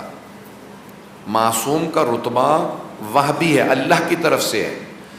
اگر آپ آج سے 1000 رکعت نماز شروع کر دیں، اتنی زکوٰۃ دیں، فقیروں کو باہر کھڑے ہو کے کھانا کھلاتے رہیں، تب بھی حضرت علی نہیں بن سکیں گے۔ کوشش بھی کر لیں تو مولا کا پاؤں بھی نہیں بن سکتے۔ اسی طرح سے کچھ غیر معصوم ہوتے ہیں لیکن ان کو وہ مہلت ملی ہوتی ہے جو ہمیں نصیب نہیں ہوئی۔ غور سے سنیے گا اس مثال کو۔ جناب فضہ کیسے بنی؟ پنجے تن کی خدمت سے۔ اب پنجے تن ایک وقت میں موجود ہوں گے نہیں، کسی اور کو مہلت ملے گی نہیں کہ جناب فضہ جیسا بن سکے۔ لیکن کچھ مقامات انسان حاصل کر سکتا ہے اگر محنت کرے، کوشش کرے۔ کچھ حاصل نہیں ہو سکتے کیونکہ ہمیں وہ مہلت نہیں ملے گی۔ کچھ مقامات حاصل ہو سکتے ہیں۔ شہدائے کربلا جیسا کوئی نہیں بن سکتا، سمپل الفاظ میں کہہ رہا ہوں، کیونکہ اس سفر کو طے کروانے میں سید الشہداء کا بہت بڑا کردار تھا۔ وہ سفر وہ خود نہیں طے کر رہے تھے، امام حسین اس سفر میں انہیں لے کے چل رہے تھے۔ بعض افراد اتنے مقرب ہو جاتے ہیں امام حسین سے کہ پھر وہ امام حسین کو دیکھ رہے ہوتے، امام حسین اس سفر پہ اسے لے چلتے۔ یہ کسی کو نصیب ہوتا کہ وہ اتنا مقرب ہو جائے کہ امام حسین اسے اس سفر میں لے چلے۔ یہ عام انسان کے بس کی بات نہیں، لیکن آیا ممکن ہے؟ ہاں ممکن ہے، کیونکہ امام حسین میں وہ ولایت پائی جاتی ہے جو کربلا میں تھی، وہ آج بھی ان کے پاس ولایت ہے، وہ ولایت ان کے پاس آج بھی ہے۔ وہ اس سفر کو طے کروا سکتے ہیں، لیکن آیا ہم میں صلاحیت ہے؟ اگر ہم میں صلاحیت ہو تو امام حسین میں وہ ولایت ہے، صلاحیت ہم میں نہیں ہے، امام حسین کے پاس ولایت ہے۔ تو ہم جتنی کوشش کریں گے، اب میں ایک جملہ کہہ رہا ہوں، اس کو غور سے سنیے گا۔ علامہ طباطبائی کہتے ہیں جب آپ زیارت عاشورہ پڑھتے ہیں، اللہم ارزقنی شفاعت الحسین یوم الورود، اس کے علاوہ ایک جملہ پڑھتے ہیں آپ، اللہم اجعل محیایا محیا محمد و آل محمد و مماتی ممات محمد و آل، پروردگارا مجھے وہ زندگی عنایت فرما جو تو نے محمد و آل محمد کو دی تھی، مجھے وہ موت عنایت فرما جو تو نے انہیں دی تھی۔ علامہ طباطبائی کہتے ہیں جو میدان کربلا میں امام حسین کو مراحل نصیب ہوئے وہ کسی نبی کو بھی نصیب نہیں ہوئے۔ جب انبیاء کو نصیب نہیں ہوئے تو میں اور آپ وہ چیز مانگ رہے ہیں، مل سکتی ہے؟ کہ نہیں، یہ چھٹے امام نے کہا ہے، ہم صرف جملے دہرا رہے ہیں۔ جب انسان بہت بڑی کوئی چیز مانگتا ہے نا، اسے پتہ ہوتا ہے حاصل نہیں کر سکوں گا، تو کوشش ضرور کرتا ہے کہ میں جا تو نہیں سکوں گا، قریب تو ہو جاؤں، میں قریب تو ہو جاؤں گا، میں اپنے آپ کو تیار تو کروں گا کہ میں امام حسین سے قریب ہو جاؤں۔ اس سفر کو طے کرنے میں انسان کو بہت زیادہ محنت، لگن، صبر کی ضرورت ہے، لیکن انسان کبھی بھی اپنے آپ سے راضی نہ ہو کہ میرا مقام رتبہ بہت بڑھ گیا ہے۔ ہمیشہ سفر جاری رکھیں، امام حسین کے پاس ولایت ہے، وہ آپ کو قریب کر سکتے ہیں۔ ایک ہمارے اہل سنت بھائی ہیں، نام نہیں لوں گا، وہ بہت مشہور آدمی ہیں اسلام آباد میں، انہوں نے ایک شعر کہا، اچانک ذہن میں آیا، پیش کر رہا ہوں. اہل سنت کے شاعر ہیں، وہ کہتے ہیں کہ میرا حسین ابھی کربلا نہیں پہنچا. دیکھیں اہل سنت شاعر ہیں، وہ کہتے ہیں میرا حسین ابھی کربلا نہیں پہنچا، میں حر ہوں اور ابھی لشکر یزید میں ہوں. بہت بڑا شعر. آج ظلم کا دور ہے، ہمیں یزیدیت سے نکل کے حسینی بننا ہے، ظالموں کے درمیان میں رہتے ہوئے امام حسین کا حقیقی پیروکار بننا. امام زمانہ کے ظہور سے پہلے سرخ موت اور سفید موت کا ذکر ہے. اس موت کے مرنے والے معیار پر ہیں، اور کیا امام زمانہ کے بھی شہید ہوں گے؟ امام زمانہ کی شہادت سے متعلق میں بات نہیں کرنا چاہتا، کیونکہ صرف ایک روایت ہے الزام الناصب میں کہ ایک یہودی عورت آپ کو قتل کرے گی، لیکن بہت سے علماء اس کو نہیں مانتے کیونکہ دنیا سے ظلم و جور کو ختم کر دیں گے. اس لیے امام کی شہادت کی بات نہ کریں، بہتر ہے. ہماری بھی زندگیاں اللہ ہمارے امام کو عطا فرمائے، ہم امام کے قدموں میں اپنی جان قربان کریں. جو بھی امام سے پہلے اگر ایمان رکھتا ہوگا مر جائے گا تو اسے شہادت نصیب ہوگی. امام کی حدیث ہے چھٹے امام کی، آپ فرماتے ہیں جو بھی جب جنگیں ہوں گی ہمارے شیعہ بچ جائیں گے، جب موت پھیلے گی سیاہ موت، جس سے لوگ سرخ موت یعنی جنگوں سے سیاہ موت، سفید نہیں سیاہ موت کا لفظ ہے، کہ جہاں پہ بیماریاں پھیلیں گی لوگ مریں گے، کہ ہمارے شیعہ نہیں مریں گے اس میں. کہ مولا کوئی نہیں مرے گا، امام نے کہا مریں گے، جو مریں گے وہ شہادت کے درجے پہ فائز ہوں گے. تو جو بھی اہل بیت کا ماننے والا ہے اسے شہادت نصیب ہوگی، چاہے وہ جس طرح سے مرتا ہے. اس دور میں کس طرح صبر کیا جائے. ہمیں شہید کیا جا رہا ہے، یہاں تک کہ ہماری خواتین کو بھی. دیکھیں تمکین ظلم حرام ہے. اس بات کو تھوڑی سی مجھے وضاحت کی ضرورت ہے، غور سے سنیں گے. ایک ہے ظلم کرنا حرام ہے، گناہ ہے، ظالم گنہگار ہے. اور ایک ہے تمکین ظلم، یعنی ظلم اتنا برداشت کرنا کہ ظالم کی ہمت بڑھتی چلی جائے کہ میں اور ظلم کروں. یہ بھی حرام ہے، گناہ ہے. امام حسین مقابلہ کر کے شہید ہوئے، اتنا بڑا لشکر، لیکن یہ نہیں کہتے کہ ہار مان لو. کربلا کا کوئی بچہ بھی فرار نہیں کیا، بچے بھی شہید ہو گئے لیکن بھاگے نہیں، مقابلہ کیا انہوں نے. کسی آج تک ضعیف سے ضعیف روایت میں کسی نے نہیں لکھا کہ کربلا سے کوئی بچہ بھاگ گیا. جب کوفے گئے نا عبید اللہ بن زیاد کے پاس، تو لوگوں نے راستے میں پوچھا یزیدیوں سے کہ تم نے بچوں کو بھی مار دیا، تم نے بچوں کو کیوں مارا؟ کہا ہم مارنا نہیں چاہتے تھے، یہ بچے بھاگتے ہی نہیں تھے.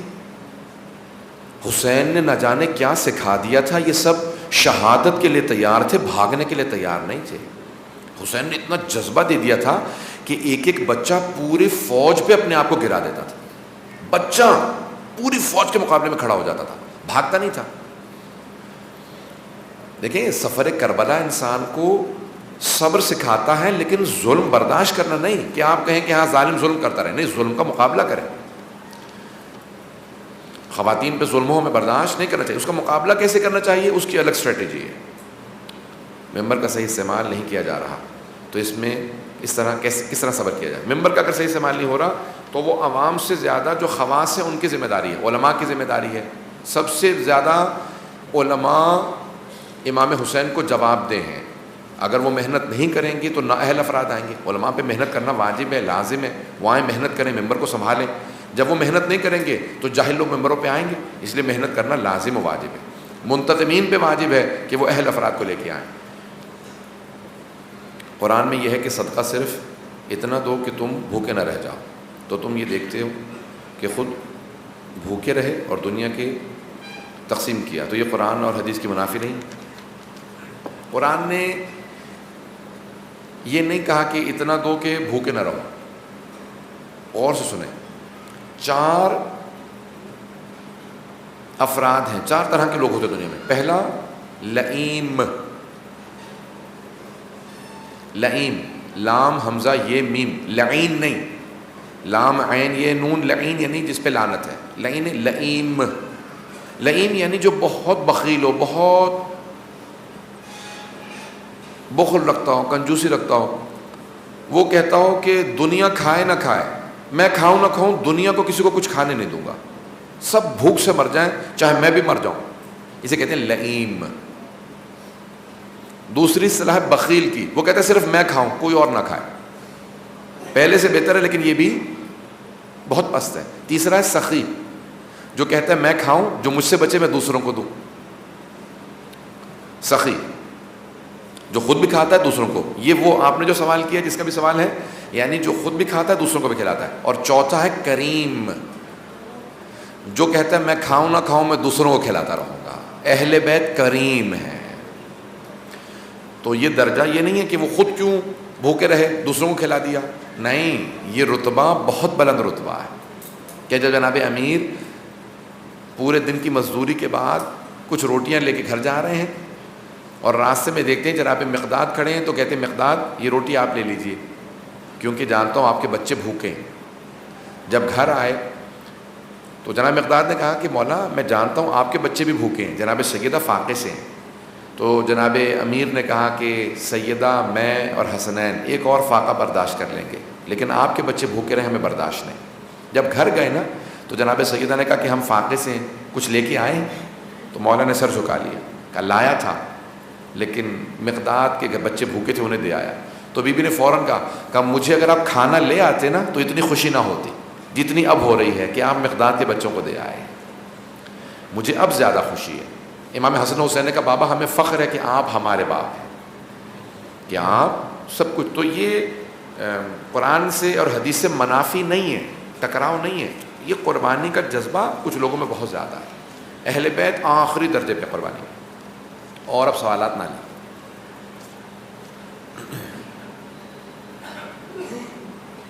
کیا وہ لوگ جن کا عقیدہ صحیح نہیں ہے سفر میں شامل ہو سکتے ہیں؟ آپ نے کہا کہ حتیٰ عیسائی بھی شامل ہو سکتے ہیں. جس کا عقیدہ صحیح نہیں ہے وہ بھی امام حسین کے سفر میں شامل ہو سکتا ہے. جیسے کربلا میں حضرت وہب عیسائی تھے، امام حسین کے سفر میں شریک ہوئے اور سفر میں شریک ہونے کے بعد ایمان لے کے آئے. حضرت زہیرقین امام حسین کو امام نہیں مانتے تھے، حضرت علی کو خلیفہ بلا فصل نہیں مانتے تھے، ان کو حجت خدا نہیں مانتے تھے. ایک ملاقات کی امام حسین سے، عاشق حسین ہو گئے. سفر شروع کرنے کے بعد پوری طرح سے حسینی بن گئے. جو بھی سفر میں شریک ہو، ہاں ترقی شاید نہ کر سکے اگر ایمان نہیں ہوگا، لیکن سفر میں شریک ہو سکتا ہے. بھئی دیکھیں، ایک آدمی 100 قدم نہیں چل سکتا، 2 قدم چل سکتا ہے. آپ اس کو حق نہیں رکھتے کہ کہیں کہ تم کیونکہ 100 قدم نہیں آؤ گے 2 قدم مت آؤ. جو 2 قدم آ سکتا ہے آپ کو حق نہیں ہے کہ اسے 2 قدم آنے سے روکیں. جو 4 قدم آ سکتا ہے، 10 قدم، جتنا آ سکتا ہے وہاں تک آنے دیں. آگے امام حسین اس کا ہاتھ تھامیں گے، اسے اس سفر پہ لے چلیں گے. اس لیے ہر ایک کو آنے دیں. یہ میرا اور آپ کا حق ہی نہیں ہے، ہمارا فیصلہ ہی نہیں ہے کہ کون امام حسین کے فرش اعضاء پہ آئے. اسی آپ کے یہاں پہ جب میں پڑھ رہا تھا تو کتنے اہل سنت آتے تھے، کتنے عیسائی آ کے مجھ سے خود کہتے تھے میں عیسائی ہوں، مجلس میں آ رہا ہوں. ہندو نے کہا ایک مرتبہ میں ہندو ہوں، میں نہیں مانتا، لیکن میں آتا ہوں مجالس میں، امام حسین کا عاشق ہوں. میں اسلام کو نہیں مانتا، قرآن کو نہیں مانتا، امام حسین کا عاشق ہوں. تو آپ کسی کو روک نہیں سکتے. جو آ رہا ہے وہ امام حسین کے اس سفر میں شامل ہو چکا ہے.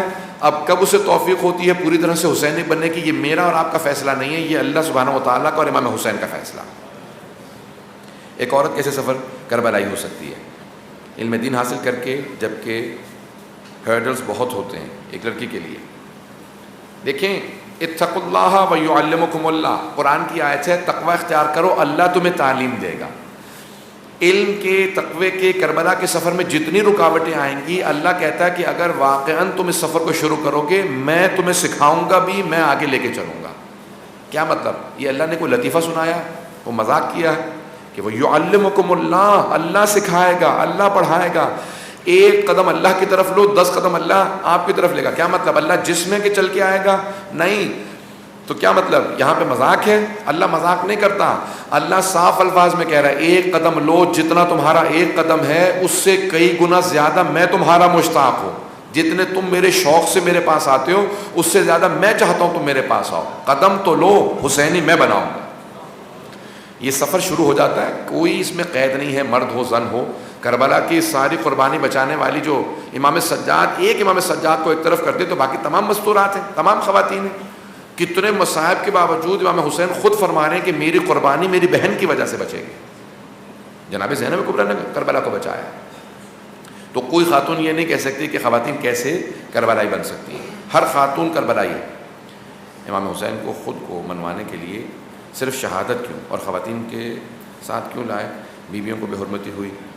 دیکھیں امام حسین جب جناب عبداللہ ابن عباس نے سوال کیا کہ آپ کربلا مت جائیے گا، آپ کو کربلا میں لوگ مار دیں گے، یزید آپ کا دشمن ہے عبید اللہ بن زیاد، امام نے کہا ہاں میں جانتا ہوں، میں شہادت کے لیے جا رہا ہوں. تو انہوں نے کہا مجھے تعجب ہے کہ آپ شہادت کے لیے اگر جا رہے ہیں تو بہنوں کو ساتھ کیوں لے جا رہے ہیں؟ کہ میرے نانا کا دین میری زحمتوں کی وجہ سے بچے گا، میری شہادت کی وجہ سے، اور میری شہادت ختم ہو جائے گی اگر میری بہنیں ساتھ نہ گئیں، کیونکہ میرے نانا نے مجھ سے کہا ہے ان اللہ شاء ان یراک قتیلا، مشیت پروردگار یہ ہے کہ آپ شہادت دیں. تو کہا میں نے فوراً سوال کیا نانا میری بہنوں کے لیے کیا حکم ہے؟ کہ ان اللہ شاء ان یراہن سبایا، مشیت پروردگار یہ ہے کہ وہ قیدی بنے، آپ کی ساری قربانی ختم ہو جائے گی اگر آپ کی بہنیں قربانی نہ دیں. آج بیویوں کی وجہ سے حسینیت باقی ہے، شہداء کی زحمتیں ختم ہو جاتی. یزید نے چاروں طرف سے گھیر کے مار دیا تھا، ان کی شہادت ہم لوگ نہیں پیش کر سکتے، وہ قربانی، اس قربانی کے لیے صرف امام حسین ہی آ سکتے تھے، کوئی عام آدمی وہ قربانی نہیں دے سکتا تھا. اپنے اوپر رکھ کے مت سوچیں، جو یہ سوچتا ہے نا کہ بھئی ہم یہ قربانی تو نہیں دے سکتے، بیویوں کی بھی حرمتی ہوئی، ہم تو ہمارے سے ان کا تقابل ہی نہیں ہے. امام حسین ہیں، جنہیں انبیاء سلام کریں وہ حسین ابن علی ہے. یہ جو روایت میں ہے کہ سارے فرشتے 70,000 فرشتے نازل ہوئے، سارے انبیاء کی ارواح موجود تھیں میدان کربلا میں، اور بار بار امام حسین کو سلام کر کے کہہ رہے تھے حسین آفرین، آپ نے وہ قربانی دی ہے جو کوئی قربانی پیش ہی نہیں کر سکتا. سارے انبیاء سلام کر رہے ہیں. جناب ابراہیم باپ ہو کے، خلیل خدا ہو کے جناب زینب کو سلام پیش کرتے ہیں، اے زینب کبریٰ، آپ نے عبید اللہ ابن زیاد کے دربار میں اس مقام پہ خطبہ دیا جہاں انبیاء بھی اس ظالم کے سامنے خطبہ نہیں دے سکتے تھے. وہ اجازت نہیں دے رہا تھا، تمسخر کر رہا تھا، مذاق اڑا رہا تھا، لیکن جناب زینب نے کہا کہ تو مجھے روک نہیں سکتا، میں بتانا چاہتی ہوں حسین کون ہے. تو یہ قربانیاں عام قربانیاں نہیں ہیں، اس کا دنیا کی کسی اور قربانی سے کوئی مقابلہ نہیں اور کوئی تقابل نہیں. شہادت میں بھی اگر سب حضرت عباس حضرت علی اکبر قاسم ساتھ جنگ کرنے جاتے تو یقیناً فتح حاصل ہوتی، تو ایک ایک کر کے کیوں. دیکھیں ایک مرتبہ جنگ کا جیتنے کا انسان پلان بنا کے جاتا ہے، اور سے سنیں گے اس بات کو. جب انسان جیتنے کا منصوبہ بناتا ہے تو پھر اس کی اسٹریٹجی کچھ اور ہوتی ہے. صرف 72 نہیں تھے امام حسین کے ساتھ، ہزاروں کی تعداد میں لوگ موجود تھے، لیکن جو بھی آتا تھا امام حسین کہتے تھے سنو اگر آ رہے ہو تو سن لو، میں شہادت کے لیے جا رہا ہوں. وہ کہتے تھے کیسے ہو سکتا ہے آپ شہید ہو جائیں، آپ حیدر کرار کے بیٹے ہیں، آپ کو فتح ہوگی، آپ تو لڑنا جانتے ہیں، ذوالفقار آپ کے پاس ہے، عباس آپ کے ساتھ ہیں، آپ کو فتح ہوگی. امام نے کہا نہیں، اگر تم فتح زندگی سمجھتے ہو تو نہیں، مجھے شہادت نصیب ہوگی. یہاں تک کہ آپ نے ایک مقام پہ خطبہ دیا، میں اللہ کو گواہ بنا کے کہتا ہوں کہ میرے ساتھ جتنے افراد آئیں گے سوائے علی ابن حسین کے یعنی امام سجاد کے، سب شہید ہو جائیں گے. لوگ چھوڑ کے چلے گئے، 1000 افراد تھے، چلے گئے، ہم مرنے نہیں آ رہے. یہاں تک ملتا کہ ایک آدمی کربلا تک آیا، بیٹھ کے دیکھتا رہا کہ اگر آپ کو جیت نصیب ہوئی، آپ جیتے تو آپ کا ساتھ دوں گا، بیت المال لوٹنے کا موقع ملے گا تو آؤں گا. مولانا نے کہا نہیں، میں شہید ہو جاؤں گا. دیکھتا رہا یہاں تک کہ امام حسین شہید ہو گئے، اٹھا پھر چلا گیا. کہا یہ تو واقعی مارے گئے. ایسا نہیں تھا. امام حسین کا جو منصوبہ تھا آپ نے مقابلہ کیا، لیکن اس قربانی کا پیش کرنا بے انتہا ضروری تھا. واحد امام ہیں جن سے ایک بھی حدیث نہیں ہے فقہ کے موضوع پہ، یعنی امام کو بالکل کارنر کر دیا گیا تھا. کوئی نماز روزے تک کا مسئلہ نہیں پوچھتا تھا امام سے. بنو امیہ نے کارنر کر، معاویہ نے اتنی بڑی سازش کی تھی کہ کوئی اہل بیت کو مانتا نہیں تھا. چند افراد خاندان کے، چند افراد اصحاب رسول میں، صحابہ رسول میں چند افراد، بس چند ہزار افراد. لوگ جانتے ہی نہیں تھے کربلا سے پہلے کہ کوئی نواسہ رسول زندہ. ایسے حالات تھے. وہاں امام حسین کا قربانی پیش کرنا ضرور. آپ حج پہ گئے اور حج پہ جانے کے بعد آپ نے ایک تحریک بلند کی، بہترین دعا پڑھی، دعا عرفہ. ہر آدمی کہنے لگا اس سے بہتر دعا نہیں سنی. پھر آپ نے خطبہ دیا کہ مجھے عبادت سے بہت محبت ہے، حج کا میں عاشق ہوں، لیکن حرمت خانہ خدا پامال نہ ہو جائے، میں کربلا جا رہا ہوں کیونکہ یزید میرے خون کا پیاسا ہے. میں نے مدینہ اس لیے چھوڑا کہ کہیں میرے نانا کے روضے کی حرمت پامال نہ ہو، یزید مدینے پہ حملہ نہ کر دے. میں مکے سے اس لیے جا رہا ہوں کہ کہیں یزید خانہ کعبہ پہ مکے پہ حملہ نہ کرے. جب سارے حاجی واپس گئے تو سب پوچھنے لگے کیا ہوا، حج کیسا تھا؟ کہا حج تو بہترین تھا، لیکن اس سال ایک عجیب و غریب واقعہ ہوا. کوئی حسین ابن علی آئے تھے، وہ کہہ رہے تھے میں نواسہ رسول ہوں. بہترین دعا پڑھی، بہترین خطبہ دیا، حج نہیں کیا. وہ کہتے تھے خانہ کعبہ کی حرمت پامال نہ ہو جائے. کربلا چلے گئے, کہہ رہے تھے کہ مجھے یزید شہید کر دے گا. یہ کب؟ حج کے بعد. عاشورے پہ پوری دنیا میں بات پھیلی کہ یزید نے امام حسین کو شہید کر دیا. اب ہر آدمی پوچھ رہا تھا کہ کون حسین ابن علی. نواسہ رسول مارے گئے. توابین کی نہضت اٹھی, کتنی تحریکیں اٹھی. آپ صرف حضرت مختار کی ایک تحریک کا نام سنتے ہیں, سینکڑوں نہضتیں, سینکڑوں تحریکیں اٹھی, کیونکہ ہر آدمی پشیمان تھا کہ کتنا بڑا گناہ ہو گیا, ہم خاموش بیٹھے رہے, نواسہ رسول مارے گئے. یہ کچھ بھی نہ ہوتا اگر امام حسین قربانی پیش نہ کرتے. آج پوری دنیا میں اگر بقا ہے, روح باقی ہے, تو امام حسین کی اس قربانی کی وجہ سے روح باقی ہے, نہیں تو روح نکل گئی ہوتی. It seems that we follow a few prerequisites in the journey, ظلم سے دوری, but still feel that results not there. What to do, how to elevate. دیکھیں ہم لوگ کچھ چیزوں کو فالو کرتے ہیں, کچھ چیزوں کی پیروی کرتے ہیں, لیکن پھر بھی ہمیں نتائج نہیں مل رہا ہے. سارے نتائج تب ملتے ہیں جب انسان اس سفر میں پورے انہماک کے ساتھ آگے بڑھ رہا ہو, پوری توجہ کے ساتھ, پوری رفتار کے ساتھ جب آگے بڑھے گا تو اس کو نتائج ملیں گے. نتائج جتنے مل رہے ہیں اس پہ بھی شکر ادا کریں, اور اللہ سے ہمیشہ توفیق طلب کریں کہ پروردگارہ ہمیں واقعاً حسینی بنا. استمداد طلب کریں, 14 معصومین سے مسلسل توسل کریں, اور جو چیز حاصل ہو جائے اس پہ شکر ادا کریں. لئن شکرتم لأزیدنکم. اگر کسی نعمت کے ملنے پہ شکر ادا کرو گے اللہ اس نعمت کو اور بڑھائے گا. تو نعمتیں بڑھتی ہیں جب انسان شکر ادا کرتا ہے. کیا کربلا کے سفر میں ہمارا یہ فرض نہیں ہے کہ ہم دوسروں کو بھی اس سفر کی طرف راغب کریں اور ان سے نفرت کے بجائے پیار سے بات کریں؟ اور شیعہ سنی شادی کر سکتے ہیں کیا؟ کیونکہ اگر ایک بچی سنی خاندان میں جائے گی وہ اس خاندان کی آنے والی نسل کو شیعہ کر سکتی ہے, اور اگر کربلا کے سفر میں اس سے بڑی بات کیا ہوگی؟ سوال یہ ہے کہ کیا شیعہ سنی رشتہ کر سکتے ہیں؟ دیکھیے ائمہ علیہ السلام نے منع نہیں کیا, لیکن اگر اپنے ایمان کا ضائع ہونے کا خدشہ ہو تو جائز نہیں ہے. اپنا ایمان بچانا سب سے اہم ہے. دوسروں کو پیار محبت سے قریب کرنا بہت ضروری ہے. اور پیار رسول خدا نے کیسے لوگوں کو مسلمان کیا؟ اپنے اخلاق سے. لو كنت فظا غلیظ القلب لانفضوا من حولک. اے میرے حبیب اگر آپ کرخت مزاج اور بد اخلاق معاذ اللہ ہوتے تو سب آپ سے دور ہو جاتے.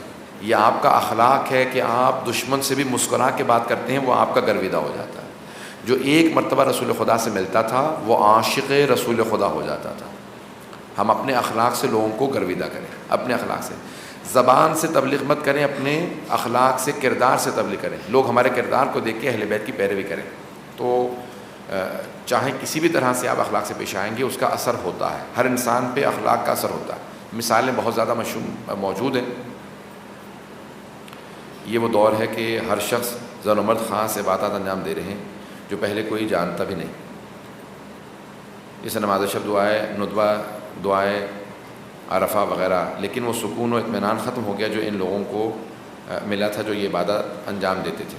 شاید اس کی وجہ یہ ہے کہ جس طرح ملازمت تعلیم اور دوسرے کام کمرشل سے عبادت میں کمرشل ہو گئی, اس میں اطمینان کے لیے کیا کریں؟ دیکھیں عبادات میں وہ انسان کو چیز حاصل نہیں ہو رہی جو عبادات میں حاصل ہونی چاہیے.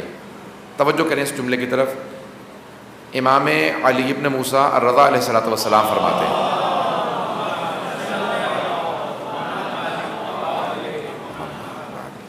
آپ فرماتے ہیں کہ لیست العبادت کثرت الصیام والصوم. زیادہ نمازیں پڑھنا, زیادہ روزے رکھنا عبادت نہیں ہے. یعنی نماز اور روزہ عبادت ہے, لیکن زیادہ نمازیں روزے کرنا یہ عبادت نہیں ہے, بلکہ اللہ کی نشانیوں میں سوچنا, رزق حلال کمانا, خلق خدا کے کام آنا, یہ سب سے بڑی عبادت ہے. ہم ایک طرف تو پوری طرح سے عبادتیں, نماز, روزے سب کچھ کر رہے ہیں, دوسری طرف سے تمام فرائض کو پامال کر رہے ہیں. ماں باپ کے حقوق ادا نہیں ہو رہے, معاشرے کے حقوق ادا نہیں ہو رہے, ہمسائے کے حقوق ادا نہیں ہو رہے, حلال رزق کی تلاش میں نہیں. جب دوسری تمام چیزیں خالی ہوں گی تو عبادت میں لطف نہیں آئے گا. جب انسان رزق حلال کھا لیتا ہے تو عبادت میں لطف آنے لگتا ہے. حلال کھانے سے عبادت میں لطف آتا ہے. ماں باپ کی اطاعت فرما برداری اس حد تک واجب ہے کہ مستحب نماز توڑ دو اگر ماں آواز دے. تہجد کی نماز توڑ دو اگر ماں نے آواز دی, فوراً کہو لبیک. اب جیسے آپ توڑ کے نماز ماں کو لبیک کہیں گے, واپس آئیں گے, پھر نماز شروع کریں گے, اس نماز میں بہت لذت محسوس ہوگی. کیونکہ آپ نے ماں کی اطاعت میں نماز کو توڑا تھا. ماں باپ کو ناراض کرنے کے بعد نماز پڑھیں گے تو پھر اس میں کہاں لذت محسوس ہوگی؟ تو چھوٹی چھوٹی چیزیں ہیں، بنیادی چیزوں کو درست کر لیں تو ہر عبادت میں لذت محسوس ہوگی. تمام ادیان امام مہدی کو کسی نہ کسی طرح سے سمبل سے یاد کرتے ہیں اور انتظار کر رہے ہیں. آیا یہ سب سفر میں شامل، جبکہ ان میں وہ تمام علامات نہیں جو آپ نے بتائیں. دیکھیں ہر انسان سفر میں ہے. میں نے یہ کہا کہ اگر ساری علامات نہ ہوں تو آپ سفر میں آگے نہیں ہیں، لیکن سفر میں ہیں. اگر کوئی کسی بھی طریقے سے امام مہدی علیہ السلام کو مانتا ہے تو وہ سفر میں شریک ہے. اب وہ سفر میں کہاں پہ ہے؟ پہلے مرحلے میں ہے، دوسرے میں، 10ویں میں، کتنے مراحل ہیں؟ ابھی تو ہم خود ہی ابتدائی مراحل میں ہیں. دیکھیں پہلے انسانیت کا درجہ ہے، پھر ہے اسلام، پھر ہے ایمان، پھر ہے تقوی، پھر ہے یقین. یقین کی 400 مراحل ہیں.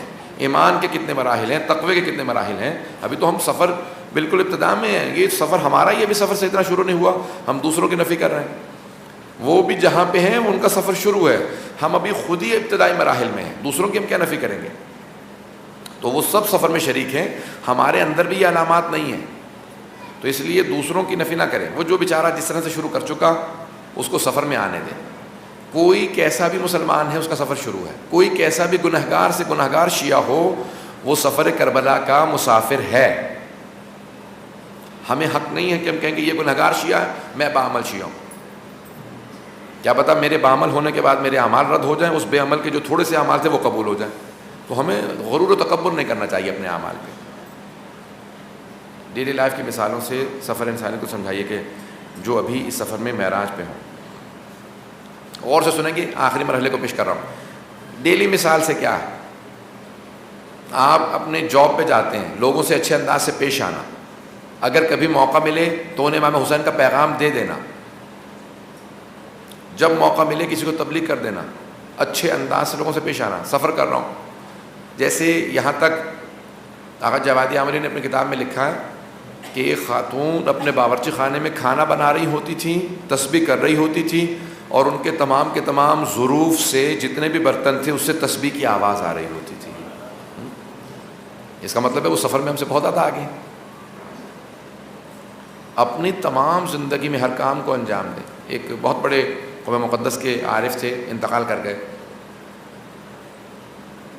18 سال ہو گئے ان کے انتقال کو. بہت بڑے پہنچے ہوئے ہستی. ان کے شاگرد کہتے ہیں، ہمارے پاس استاد تھے ان کے شاگرد، تو وہ کہتے تھے کہ وہ جب درس اخلاق دے رہے ہوتے تھے تو محسوس ہوتا تھا کہ ہمارے ساتھ ہمارے گھر میں موجود تھے. جو ہم نے گھر میں بد اخلاقی کی ہے وہ درس میں وہی پیش کرتے تھے.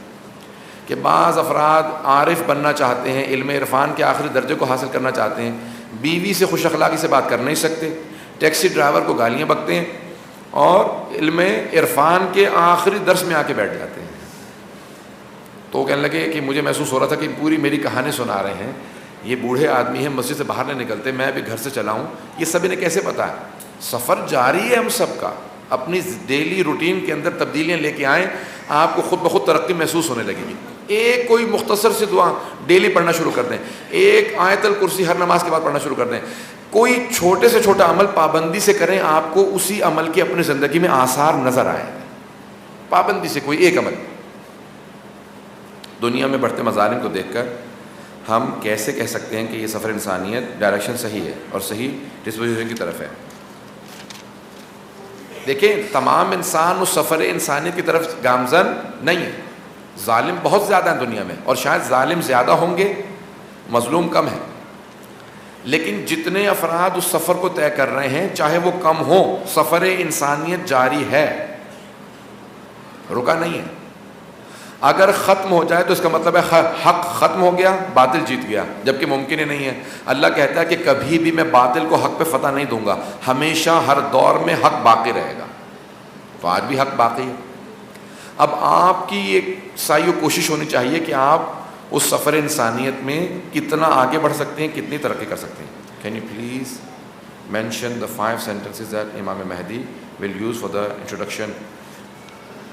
ایک اگر آپ ابھی جا کے انٹرنیٹ پہ ٹائپ کریں گے تو خود آغا بہجت کی زبان میں وہ جملے موجود ہیں کہ آپ جب اپنا تعارف کروائیں گے امام زمان علیہ السلام، ظہور کریں گے تو جمعے کا دن ہوگا، آپ اعلان کریں گے الا یا اہل العالم ان جدی الحسین قتلوہ عطشانا.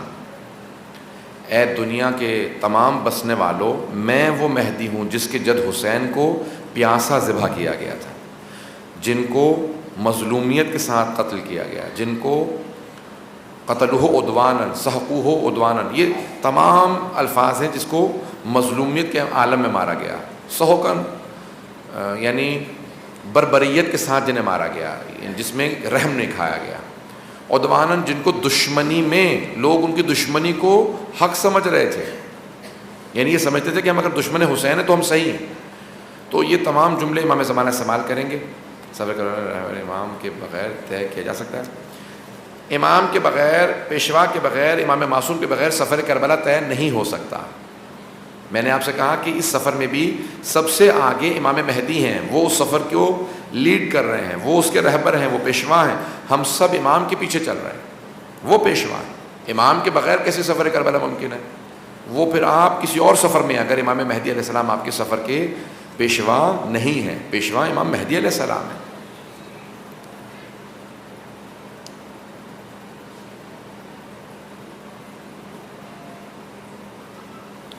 Okay, there is a confusion when to take a stand against zulm is when to have patience. ایک ہمیشہ کنفیوژن رہتی ہے کہ ہم کہاں پہ کس ظالم کے خلاف ہم سٹینڈ لیں اور کس جگہ صبر کریں۔ جواب پیش کر رہا ہوں اپنی انڈرسٹینڈنگ۔ جہاں آپ کے قیام کا دین کو فائدہ پہنچے اس ظالم کے خلاف مقابلہ کرنا لازم ہے، اور جہاں آپ کو ذاتی فائدہ پہنچے وہاں صبر کرنا بہتر ہے۔ ذاتی فائدے میں صبر بہتر ہے، دین کے فائدے میں مقابلہ کرنا بہتر ہے۔ اور بھی تشریحات ہیں۔ انسانیت پہلے ضروری ہے یا مذہب، یا پہلے ضروری ہے؟ مذہب ہی انسانیت سکھاتا ہے، دین انسان کو انسان بناتا ہے، دین نہ ہو تو انسان جانور بن جاتا ہے۔ آج مغرب میں جائیں، جنہوں نے دین چھوڑ دیا، حتیٰ اگر عیسائی مذہب کو ہی مان لیتے تو پھر بھی ان میں انسانیت باقی رہتی۔ جو دین بالکل چھوڑ کے چلے گئے ہیں ان کے اندر انسانیت ہی نہیں ہے، بالکل جانوروں کی طرح سے عمل کرتے ہیں۔ انسان کو دیکھنے کے بعد احساس یہ ہوتا ہے کہ اس میں کوئی انسانوں والی بات نہیں، بالکل جانور ہو چکے ہیں۔ چند ایک مثالیں نوجوانوں کی خاطر پیش کر رہا ہوں۔ میں نے شراب پینے والوں کے، برطانیہ میں چپے چپے پہ شراب خانہ ہے، پب ہے، میں نے وہ حالات دیکھے ہیں بچپنے سے، کیونکہ میں وہیں پلا بڑا، کہ اتنی نفرت ہو گئی نہ صرف شراب سے کہ شراب پینے والوں سے، کہ برداشت نہیں ہوتے۔ جب وہ شراب پی کے باہر نکلتے ہیں انہیں ہوش ہی نہیں ہوتا وہ کیا کر رہے ہیں۔ اب میں احتراماً پیش نہیں کر سکتا۔ ایک بوڑھی خاتون کو میں نے خود دیکھا کہ شراب خانے کی سیڑھیوں سے گری، کونا اس کی آنکھ پہ لگا، آنکھ نکل گئی۔ جب ایمبولینس والے آئے تو انگریز سے سب، وہ بھی انگریز خاتون تھی، تو مجھے تھوڑا ترس آیا کہ بھئی آنکھ نکل گئی ہے اس کی، بوڑھی خاتون ہے، تو وہ اس کو بٹھانے لگے، کہنے لگے آنکھ کہاں گئی؟ کہنے لگے مجھے نظر نہیں آ رہی۔ میں نے کہا تم مذاق کیوں اڑا رہے ہو اس کا؟ کہا یہ نشے میں ہے، اسے بھی تکلیف محسوس نہیں ہو رہی، جب صبح اس کا نشہ اترے گا پھر اسے پتہ چلے گا اس کے ساتھ کیا ہوا۔ ہم ایسے ہر روز واقعات دیکھتے ہیں۔ یعنی وہ خود اپنے معاشرے کی اس جانور اور حیوانی ماحول سے وہ خود تنگ آ چکے ہیں۔ مذہب انسان کو انسانیت سکھاتا ہے، دین انسان کو انسان بناتا ہے، انسان بنتا ہی دین کے ذریعے ہے۔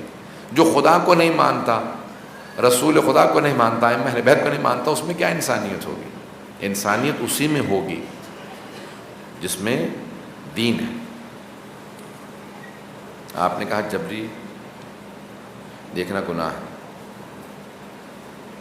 تو بچوں کس طرح کنٹرول کریں جب وہ کوئی عمل غلطی کرتے ہیں؟ ہاں، میں نے کہا کہ اگر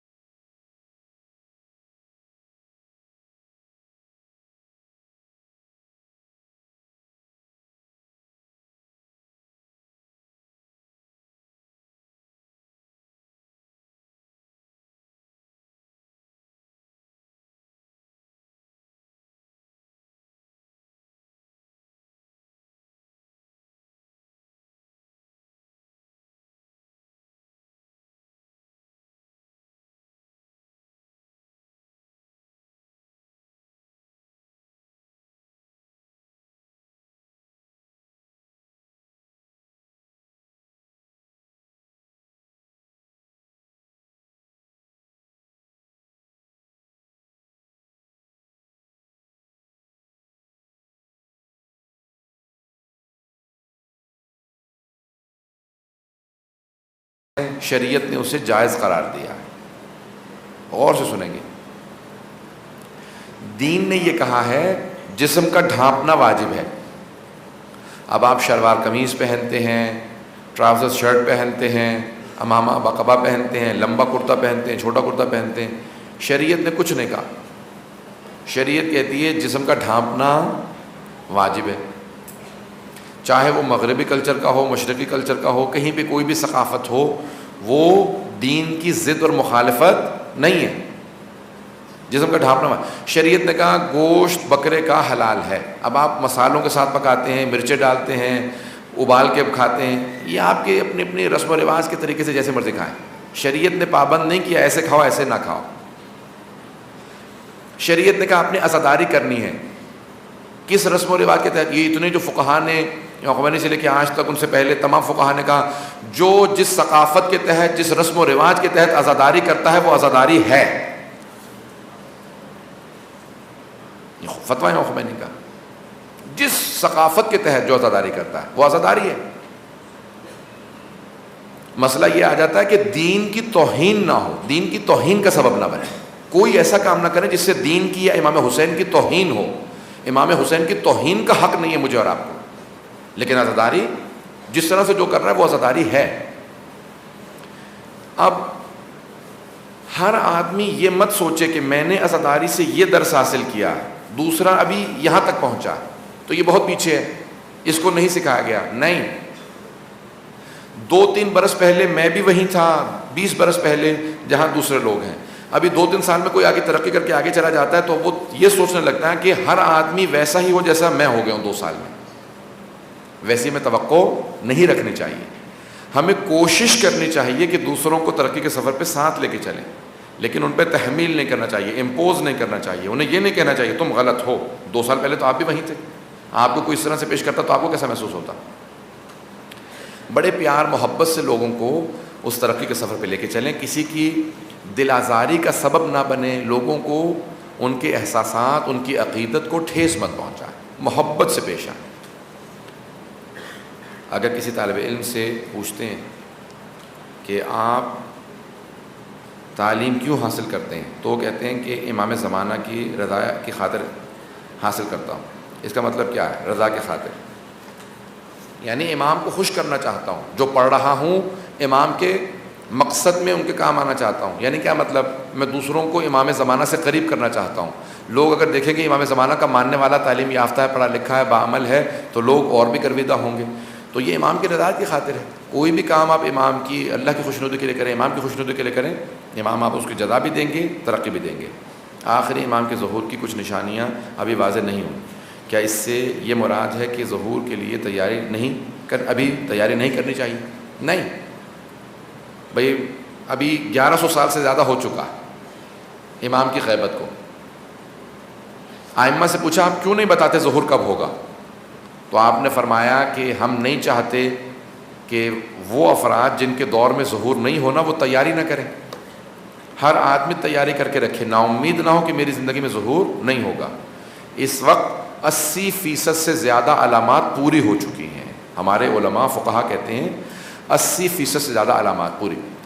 کچھ ہیں حتمی علامات, جنہیں کہتے ہیں من المحتوم. حتمی علامات آخری 6 مہینے کی ہیں, رجب سے ذی الحج. وہ علامات کہلاتی ہیں حتمی علامات. من المحتوم حتمی علامات آخری 6 مہینے کی ہیں. باقی تمام علامات اس کے بعد یہ نہیں ہے کہ اس کے کتنے عرصے بعد امام کا ظہور ہوگا. حتمی علامات, رجب کے مہینے میں 3 قیام ہوں گے, 2 اچھے لوگوں کا اور 1 برا. سفیانی وادی یابس سے قیام کرے گا, بہت ظالم ہوگا, سرخ پرچم ہوگا اس کا.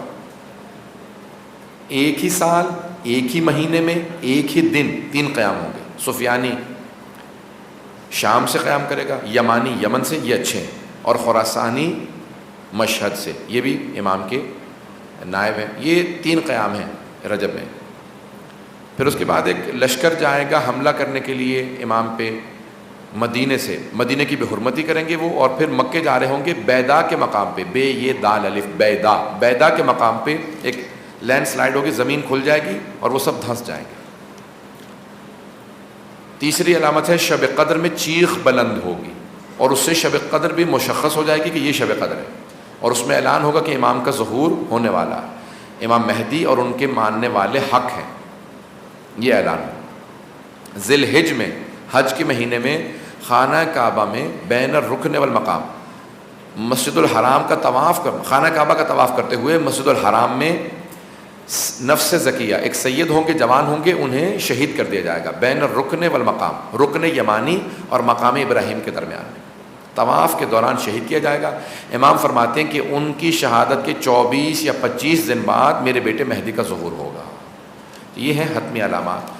اب اگر حتمی علامات آخری 6 مہینے کی ہیں، اس کے علاوہ باقی اکثر علامات پوری ہو رہی ہیں، چند علامات رہ گئی ہیں، اس لیے ہمیشہ تیاری رکھنی چاہیے۔ وقت ہے یا ختم ہو گیا؟ تھوڑا سا ہے، یہ میں سوالات کے جواب دے دوں۔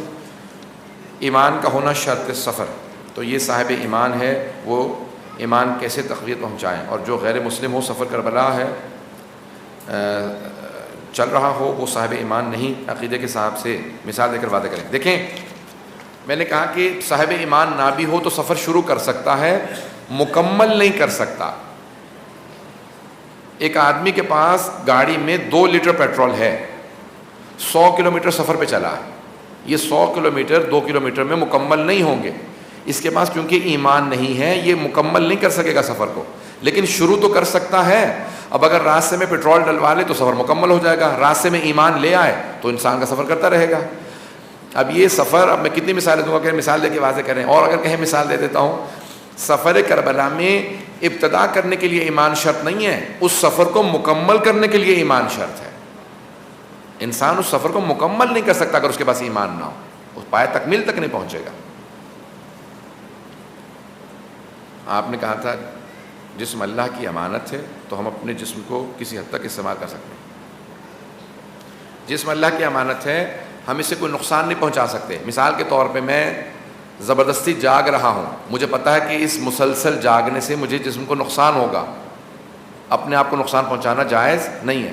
میں جانتا ہوں کہ یہ خوراک مجھے نقصان دے گی، میں کھاؤں گا بیمار ہو جاؤں گا، یہ کھانا میرے لیے درست نہیں ہے، مجھے پتہ ہے کہ اس چیز کا مجھے فائدہ ہوگا، وہ میرے لیے ضروری ہے۔ یہ جسم امانت ہے، تمام کاموں کو اس طرح سے انجام دے جیسے اللہ نے بتائے ہیں۔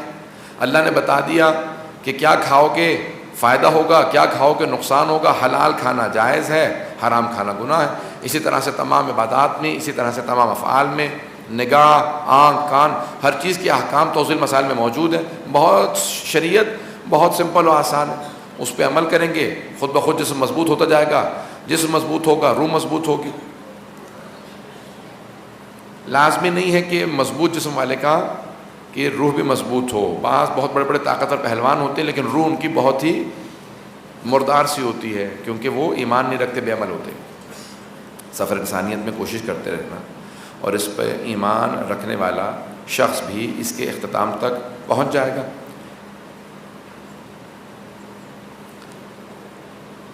سب سے بڑی چیز ہی کوشش ہے۔ امیر المومنین فرماتے ہیں من جدہ وجدہ، جس نے کوشش کی اس نے پا لیا، جو کوشش نہیں کرے گا وہ کسی چیز کو حاصل نہیں کر سکتا۔ سب سے بڑی چیز ہی کوشش ہے، جتنی زیادہ کوشش کریں گے اللہ اتنی توفیق دے گا۔ اگر ایک پتھر پہ بھی مسلسل پانی پڑتا رہے نا تو پتھر کی سلک گھس جاتی ہے، اس میں بھی سوراخ ہو جاتا ہے۔ اگر آپ بھی کوشش کریں گے، جتنا بھی دل سخت ہوگا، اللہ لازماً آپ کو امام حسین کی راہ پہ چلنے کی وجہ سے اجر بھی دے گا اور ہمت بھی دے گا، طاقت بھی دے گا۔ رجعت کیا ہے؟ کیا ہم بھی اس میں شامل ہو سکتے ہیں؟ رجعت انی بکم مؤمن و بایابکم موقن، زیارت وارثہ میں پڑھتے ہیں، میں آپ پہ ایمان رکھتا ہوں اور آپ کے پلٹ کے واپس آنے پہ یقین رکھتا ہوں۔ ائمہ اہل بیت پلٹ کے اسی دنیا میں واپس آئیں گے، اسے رجعت کہا جاتا ہے۔ قرآن میں بھی آیات ہیں، اب کیونکہ یہ علمی موضوع ہے، تفصیلی موضوع ہے، تو اب وقت بھی تمام ہو چکا ہے۔ قرآن میں سورہ غافر میں آیت ہے ربنا امتنا اثنتین واحییتنا اثنتین، کچھ لوگ روز قیامت کہیں گے پروردگارہ تو نے ہمیں 2 موتیں دیں، 2 زندگیاں دیں۔ تو کچھ لوگ ایسے ہوں گے جو دنیا میں دوبارہ زندہ کیے جائیں گے اور پھر ان کو دوبارہ شہادت ملے گی۔ تو ایسے وہی افراد ہیں جو امام زمانہ کے لیے دعائے عہد پڑھنے والے امام کے لیے دوبارہ اٹھا جائیں، جو 40 دن دعائے عہد کو پڑھے گا ہر صبح فجر کے بعد، تو اسے امام زمانہ تب تک اسے موت نہیں آئے گی جب تک امام زمانہ کا ظہور نہ دیکھ لے، چھٹے امام کا وعدہ ہے۔ اور اگر مر گیا تو اسے رجت میں واپس لایا جائے گا تاکہ امام زمانہ کے قدموں میں اپنی جان قربان کر سکے اور پھر شہادت کے درجے پہ فائز ہو جائے۔ آخری سوال ہے، it is said that Imam Zamana will take revenge from Yazid or take revenge of Imam Hussain alayhi salam. How will it take place? Will Yazid rebirth or take revenge from Imam? ہمارے ہاں حدیث میں ہے نا کہ امام زمانہ علیہ السلام بدلہ لیں گے امام حسین کا۔ دو چار جملے مصاحب کے بھی سمجھ لیں سیمینار کے اختتام پہ۔ روایت کے الفاظ ہیں، جب امام حسین کو شہید کیا گیا تو تمام ملائکہ نے اپنی عبادت کو روک دیا اور سب تڑپ کے رونے لگے۔ جب سارے فرشتے رو رہے تھے تو سب کہہ رہے تھے پروردگارا، اس وقت زمین پہ تیرا سب سے مقرب حسین تھا، ان انسانوں نے تیرے حسین کو مار دیا۔ تو ملائکہ میں اتنی ہلچل تھی کہ سب تڑپ رہے تھے، رو رہے تھے۔ امام صادق کہتے ہیں کہ سارے ملائکہ رو رہے تھے۔ اس وقت خدا نے ایک مرتبہ 12ویں امام کا نور سارے فرشتوں کو دکھایا اور کہا دیکھو میں اس کے ذریعے اس کا بدلہ لوں گا، میں اپنے مہدی کے ذریعے اپنے حسین کا بدلہ لوں گا۔ تو فرشتے برداشت نہیں کر رہے تھے۔ امام زمانہ کے پرچم پہ لکھا ہوگا یا لسارات الحسین، اے خون حسین کا بدلہ لینے والوں آ جاؤ۔ دو طرح سے بدلہ لیں گے۔ آج بھی تو یزیدی موجود ہیں، اگر حسینی موجود ہیں تو آج یزیدی موجود ہیں۔ آج نہیں حملے کر رہے حرم پہ داعش، آج شام پہ حملہ نہیں کرتے، جناب زینب کے حرم پہ حملہ کر رہے ہیں اور کہہ رہے ہیں ہم روزہ گرا دیں گے۔ تو آج بھی یزیدی موجود ہیں۔ تمام موجودہ یزیدیوں کو ختم کر کے امام زمانہ بدلہ لیں گے امام حسین کا۔ ایک دوسرے تاریخ سے تمام ان لوگوں کو واپس لائیں گے اور ان سب کو دوبارہ سزا سنائیں گے جنہوں نے اہل بیت پہ ظلم کیا۔ امام حسین پہ ظلم کرنے والوں کو زندہ کر کے ان سے بدلہ لیں گے، بتاؤ تم نے یہ ظلم کیوں کیا تھا۔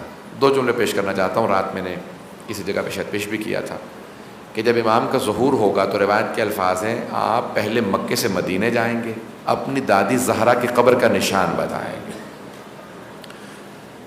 جب اپنی دادی کی قبر کا نشان بتائیں گے تو بہت روئیں گے کہ میری دادی کی قبر کا نشان آج تک چھپا ہوا کیوں تھا۔ پھر اس کے بعد مدینے سے پہلے کربلا جائیں گے۔ جب کربلا جا رہے ہوں گے امام تو امام نالین اتار دیں گے، اپنے سر سے عمامہ اتاریں گے۔ جب حرم میں جا رہے ہوں گے تو ہر دیکھنے والا روئے گا، گریہ کرے گا۔ جب سب امام کو دیکھ کے رو رہے ہوں گے تو ایک مرتبہ امام روتے ہوئے حرم میں داخل ہوں گے، کہیں گے اے میرے جد حسین، جب میری پھپھیاں آپ پہ روتی تھی انہیں لوگ تازیانے مارتے تھے، انہیں کوئی رونے نہیں دیتا تھا، اب میں صبح و شام آپ پہ گریہ کروں گا، صباحاً و مساءً، میں صبح و شام آپ پہ گریہ کروں گا، اور اگر میرے آنسو خشک ہو گئے تو بدلت دموع دما، تو میں آنسوؤں کے بدلے خون کے آنسو بہاؤں گا، اب میں گریہ نہیں روکوں گا۔ اگر میری طرف دیکھ سکے تو ایک جملہ پیش کروں گا۔ روایت کے الفاظ ہیں امام روتے ہوئے حرم میں داخل ہوں گے، ذریح مقدس کا دروازہ کھل جائے گا، امام خود بخود جب معجزے سے دروازہ کھلے گا ذریح میں داخل ہوں گے، دونوں ہاتھ امام حسین کی قبر مطہر میں ڈالیں گے، دونوں ہاتھ قبر میں ڈالیں گے اور ایک ننھا سا لاشا اٹھائیں گے اور وہ چھوٹا سا لاشا اٹھا کے رونے والوں کو دکھائیں گے اور ایک سوال کریں گے، اور رونے والوں مجھے بتاؤ اس بچے کا کیا جرم تھا، اس بچے کو کیوں مارا گیا تھا۔ پھر بہت زور سے سینے سے لگا کے پیار کریں گے اور کہیں گے میرے جد حسین نے خود اپنے بچے کو دفنایا تھا۔ امام زمانہ بھی کربلا ہی کا حوالہ دیں گے، کربلا کے مصائب کو پیش کریں گے۔ بہت سے لوگوں نے التماس سے دعا کی تھی، وقت نہیں کہ میں تفصیل میں جاتا، مصائب میں نے پیش کیے، آئیں ذرا ہاتھوں کو بلند کیجیے گا، مختصر سے دعا کرواؤں گا۔ ایک مومن نے کہا کہ ان کی صاحبزادی بہت بیمار ہیں، پروردگارا امام حسین کے سینے پہ سونے والی بی بی کا واسطہ، جسے کربلا کے بعد پھر باپ کا سینہ نصیب نہیں ہوا، اولاد والے بیٹھے ہیں، آپ نے دیکھا ہے نا کہ اولاد کی محبت کیسی ہوتی ہے۔ اگر آپ کی آنکھوں کے سامنے کوئی آپ کے بچے کو ڈانٹ دیتا ہے تو آپ سے برداشت نہیں ہوتا، اور اگر کسی بیوی کے سامنے اس کی یتیمہ بچی کو کوئی تماچا مار دے، اب سوچے جناب رباب پہ کیا گزری ہوگی۔ پروردگارا جناب رباب کی اس یتیمہ بچی کا واسطہ، اس بی بی کی عظمتوں کا واسطہ، جتنے مومنین نے التماس سے دعا کی ہے سب کی دعائیں مستجاب فرما، جتنے مومنین و مومنات مریض ہیں سب کو شفائے کاملہ عاجلہ عنایت فرما، بیماروں کی پریشانیاں دور فرما، حج و زیارات کی تمنا رکھنے والوں کو حج و زیارات نصیب فرما، صاحب الزمان کے ظہور میں تعجیل فرما۔ امام زمانہ کی زیارت نہیہ کا ایک جملہ پیش کروں گا، اس کا واسطہ دوں گا۔ امام زمانہ کہتے ہیں میرا سلام اس معصومہ پہ جس کے رخساروں کا رنگ بدل جاتا تھا۔ معصوم بچوں کے رخسار کا رنگ کیسے بدلتا ہے؟ جب کوئی تماچا مارتا ہے نا تو رنگ سرخ ہو جاتا ہے، اگر زیادہ تماچے لگے تو رنگ نیلا ہو جاتا ہے۔ امام زمانہ کہتے ہیں میرا سلام اس معصومہ پہ جس کے رخساروں کا رنگ بدل جاتا تھا۔ پروردگارا ان بیویوں کی عظمتوں کا واسطہ، چادر جناب زینب کا واسطہ امام زمانہ کے ظہور میں تعجیل فرما، دشمنان اہل بیت کو نیست و نابود فرما، داعش کو اور جتنے اور دوسرے ظالم ہیں سب کو نابود فرما۔ پروردگارا خواجہ شیخ نشری جماعت نے اس سیمینار کا اہتمام کیا، جتنے بھی بانیان ہیں، منتظمین ہیں، شرکت کنندگان ہیں، جہاں جہاں سے جتنے میرے مومنین بہن بھائی آئے ہیں، بزرگ ہیں، بچے آئے ہیں، سب کی توفیقات میں اضافہ فرما، سب کا آنا قبول فرما، اس کے اہتمام کرنے والوں کی توفیقات میں اضافہ فرما۔